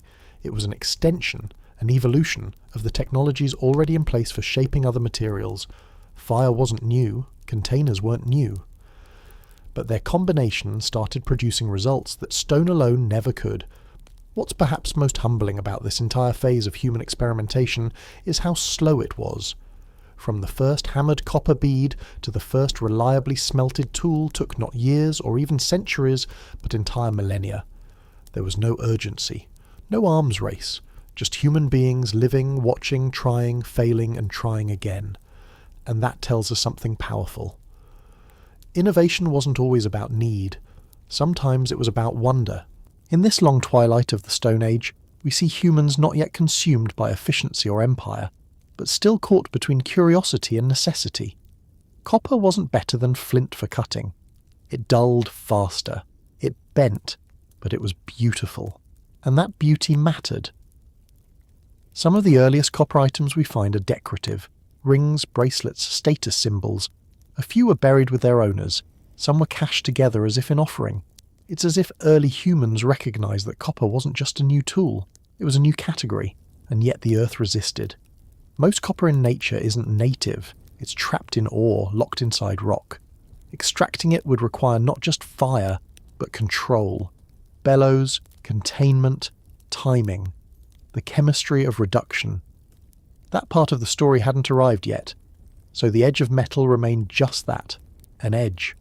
One we approached slowly, cautiously, and unevenly. There was no universal uptake. In many parts of the world, especially outside the Near East and southeastern Europe, the Neolithic continued for thousands of years without even a whisper of copper. But where copper did appear, it quietly transformed the human sense of material possibility. It suggested that stone wasn't the final form of matter. That transformation didn't just belong to fire or to food. That the very earth could be changed, melted, reshaped, reimagined. And in that moment, something else shifted. Not just in our tools, but in our minds. We began to see nature not just as a setting, but as a set of systems that could be altered, reconfigured, unlocked. The age of stone was still with us, but something inside it was beginning to flicker. A glint that wasn't quite rock and wasn't quite ash. The first shimmer of everything metallic, still half buried in clay, still muffled by the slow pace of human hands.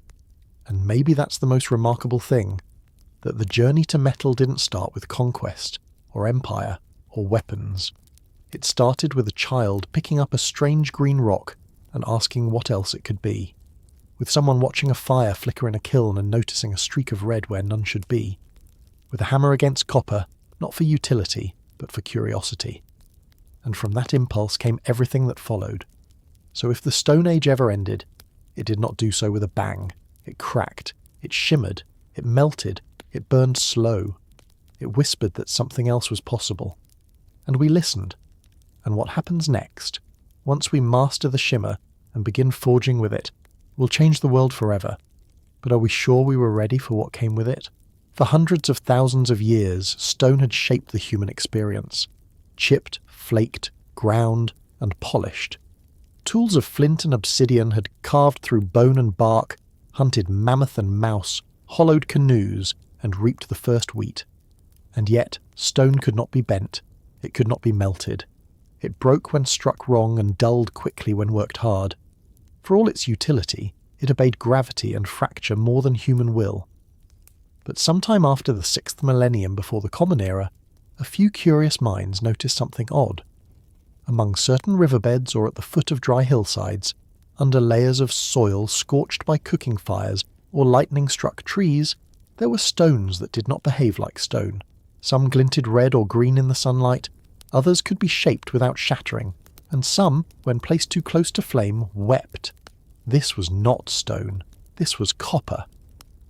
And with it began the slow, stumbling, almost accidental end of the Stone Age.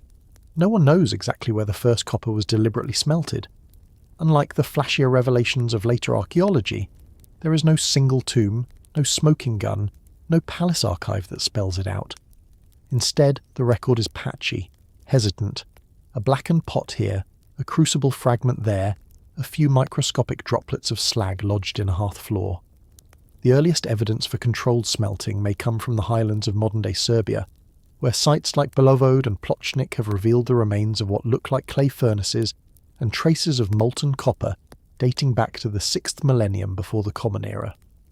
Meanwhile, in the Zagros Mountains of western Iran, at a place called Tali Iblis, archaeologists have found copper slags dated to around the 5th millennium before the Common Era.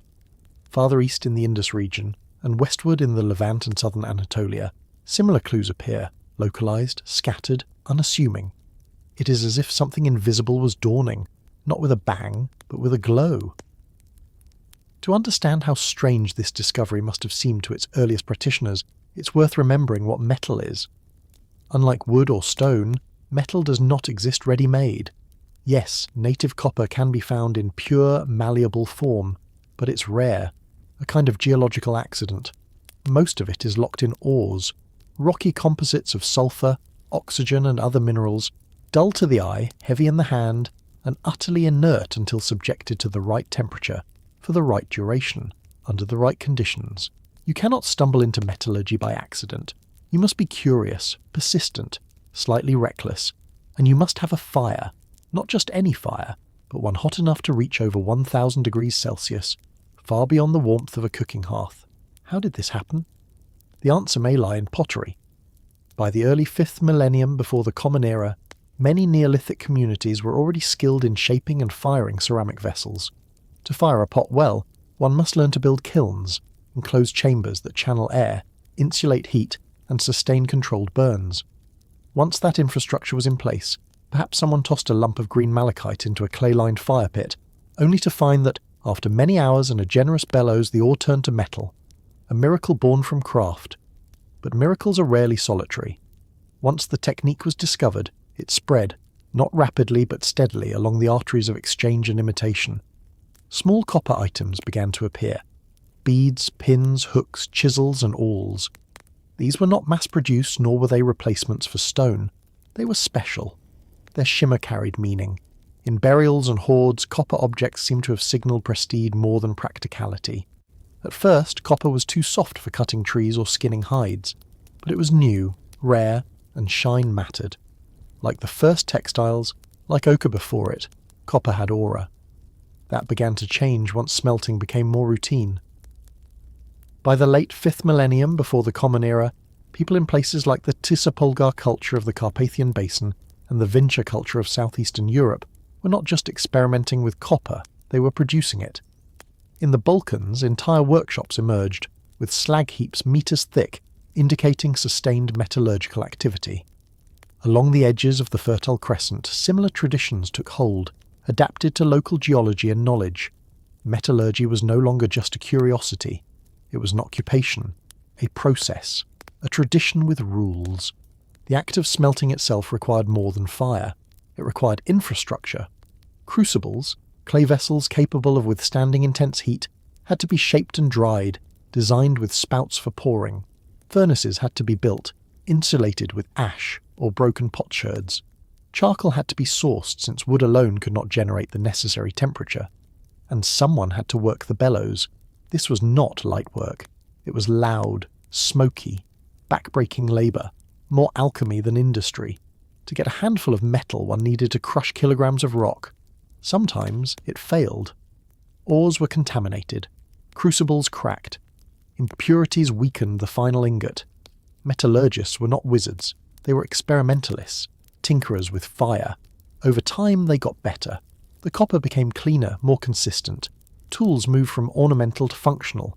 Axes, blades, and adzes began to rival their stone counterparts, not in raw cutting power, but in refashionability. Copper tools could be repaired, recast, sharpened anew. Stone tools could not. And while copper never replaced flint completely during this period, it began to challenge its supremacy. Slowly, the Stone Age met its match not with a war, but with a whisper. The whisper of metal cooling in the night.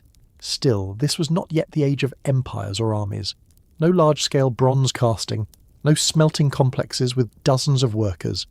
The metallurgy of this era remained intimate, household scale, dependent on regional geology and generational know-how. It was a quiet revolution. In parts of what is now southeastern Europe, for instance, archaeologists have unearthed small copper ingots stashed in the corners of homes, near loom weights or spindle whorls. It suggests that metalwork was not yet fully separated from domestic life. The first metallurgists were not necessarily full-time specialists. They may have been mothers, fathers, weavers, farmers, people with many tasks for whom metallurgy was a seasonal or ceremonial skill. Perhaps this is the real mystery.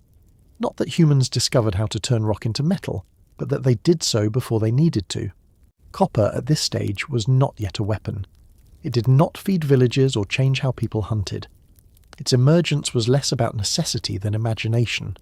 It was not the strongest material available, but it was the most enchanting. And in the end, that may have been enough. So we're left with a question. Why did they keep doing it? Why keep melting stone if it was easier to carve flint? Why brave the smoke, the failures, the endless hours at the fire? Because something changed when metal flowed. The earth no longer gave up its gifts in finished form. Now, we had to extract them, refine them, shape them through violence and care.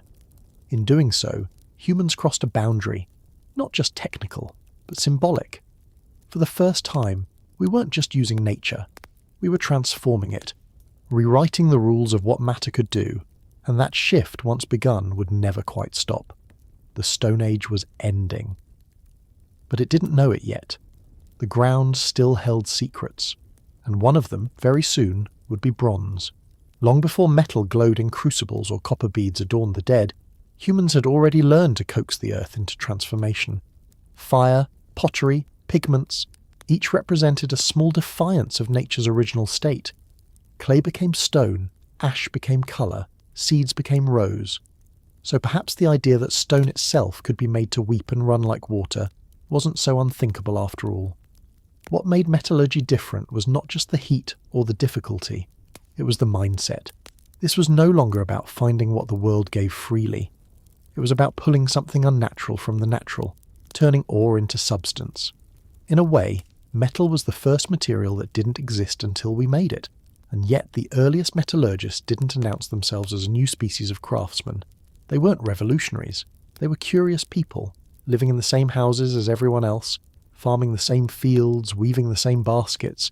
They just happened to spend more time near fire, near the riverbeds where unusual green stones clustered, and near the blackened pits where rock sometimes betrayed a shimmer. What they were doing may have looked like magic, but it wasn't. It was repetition, risk, burned fingers, broken crucibles. That's how innovation usually begins, not with genius, but with stubbornness. And so, slowly, the process stabilised. Copper began to behave more predictably. The first hammer marks were replaced by the first melt lines. Metallurgy went from accident to habit. It didn't yet rule the world, but it no longer belonged only to chance. It had entered the human repertoire. One more way to change the world by understanding what lay beneath it. That's where the story of copper ends. But it's also where something more dangerous begins. The metal wasn't always used for beauty. Soon, it would be shaped to bite back. If you were standing on the banks of the Tigris around the year 3000 before the Common Era, you might think the Stone Age had finally given way. The glow of kilns, the smell of smelting, the sharp glint of new metals in freshly cast blades and chisels, these were the signatures of a world tilting towards something new. Copper had been hammered, reshaped, and tested. Tin had been found. Bronze had begun to flow. And yet, for most of the Earth, the Stone Age did not end, not that year, not even that millennium. The phrase Stone Age suggests a clear border, a line that can be crossed. But human cultures are not geological epochs. They do not end everywhere at once. They fracture, blend, persist. For every pot in Mesopotamia hardened by heat, there were still people in the forests of Europe knapping flint. For every bronze tool emerging in Anatolia, someone in the Andes was still carving with obsidian, not because they were behind, but because the mountains offered what they needed. The Stone Age in truth never vanished. It simply began to live in parallel. Obsidian, for example, may be volcanic glass, but in human hands it became something almost surgical. As early as 7,000 years ago in the Americas, flakes of obsidian were being shaped into scalpels capable of splitting flesh cleaner than any modern steel. In Ethiopia and Kenya, obsidian tools have been found in sites from the Neolithic right up to the Iron Age, tools that were not cast aside when metal arrived, but used in tandem, chosen for their edge, their purity, their ease of control. Even today, in high-precision surgeries, surgeons sometimes reach back to obsidian blades when only the cleanest cut will do. That is not a relic. That is a cohabitation of time. In Japan, flint knapping continued into the historic period, long after bronze and iron had spread.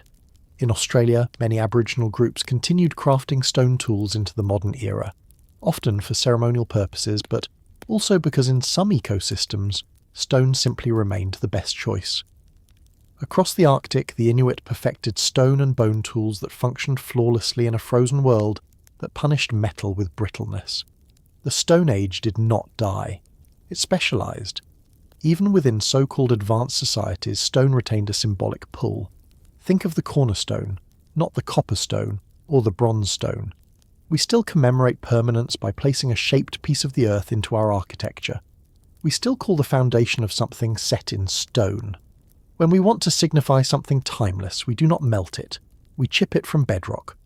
Modern flint knappers today, archaeologists, experimentalists, even hobbyists, have resurrected the techniques of Clovis point making, of Levallois flake strategies, of pressure-flaked obsidian microblades. These are not reenactments. They are experiments in remembering. Because the Stone Age, far from being a primitive void, was an age of innovation, of subtle material genius, of skills honed over hundreds of thousands of years. And those skills never truly disappeared. They were stored, like seeds under ash. And in some places, they were never buried at all. On the island of New Guinea, stone tools were still actively used in farming and construction into the 20th century, shaped and sharpened by hands that had never stopped knowing how. In the highlands, people used stone axes not because they had never seen metal, but because stone still worked. It was strong, it was local, it was theirs. So when we speak of the end of the Stone Age, we are really speaking about a shift in materials that unfolded unevenly, unevenly acknowledged, unevenly distributed. Some valleys lit up with the shimmer of molten copper. Others remained dark but not silent. They echoed with the strike of flint, the shaping of quartz, the whisper of edge against bark. And even now we carry those echoes. Every person who has ever struck a lighter, chipped a flake from a fire starter, or snapped a piece of glass to cut a thread, they're tapping into something older than kings, or cities, or writing. They are living proof that the Stone Age is not a forgotten past. It is a foundation, folded beneath us. What other age, after all, lasted so long? For over 3 million years, humans and our ancestors survived, even thrived, in a world shaped by stone, bone, sinew, and fire. For 99% of our existence, we were stoneworkers, and even in a world of satellites and circuits, that memory clings to us like dust. So maybe the Stone Age never really ended. Maybe it simply became quieter, buried not in the ground, but under layers of language, tools, and assumptions. But it is still there. In every obsidian blade in a surgeon's kit, in every rock art panel that has outlasted entire civilizations, in the hum of flint knapping echoing through an archaeological field school, in the knowledge that even without machines, without wires, without anything but hands and thought, humans shaped the world. The question is not when the Stone Age ended. The question is how much of it we still carry, quietly, in the bones. Even in today's most digitized corners of life, some of us still nap. Some of us still shape stone, not out of necessity but out of reverence, out of a quiet hunger to feel what it felt like to hold time in the hand. At flintknapping gatherings from North America to Europe to the Australian bush, people strike cores with antler billets, pressure flake obsidian with copper nails, and try to remember how it felt to invent form from fracture. They are not reenactors, they are memory keepers, because every tool we've ever built still holds a ghost of the first one, not a spirit but a physics, a friction, a knowing. Even glass, our modern artificial stone, still cuts like obsidian when cooled right. In emergency rooms, when a doctor's scalpel needs to go deeper than steel allows, a sliver of volcanic glass, shaped in silence and darkness like it was 50,000 years ago, may be the only tool precise enough. In a world of quantum computers, sometimes the edge that saves a life is still born in fire and flaked by hand. The Stone Age did not vanish. It settled into our metaphors, our muscle memory, our sense of durability. We still measure epochs with stones, stepping stones, gravestones, milestones. A stone marks where something begins, or ends, or mattered. In that sense, every stone tool ever made was not a primitive object. It was a sentence, chipped into time by a species trying to last. So perhaps the Stone Age ended on a calendar, but it never ended in us. Thank you, fellow sapiens, for wandering this timeline with me, for drifting into deep time, for slowing down and remembering. If this helped you fall asleep, helped you study, or simply helped you step out of the noise for a while, thank you for being here. If you think more people should know this story, you know what to do, like subscribe, share it with the sapiens in your life, and tell me, are you listening before bed, while working, or somewhere in the world I can only imagine? And as always, stay curious, stay calm. I'll see you in the next story.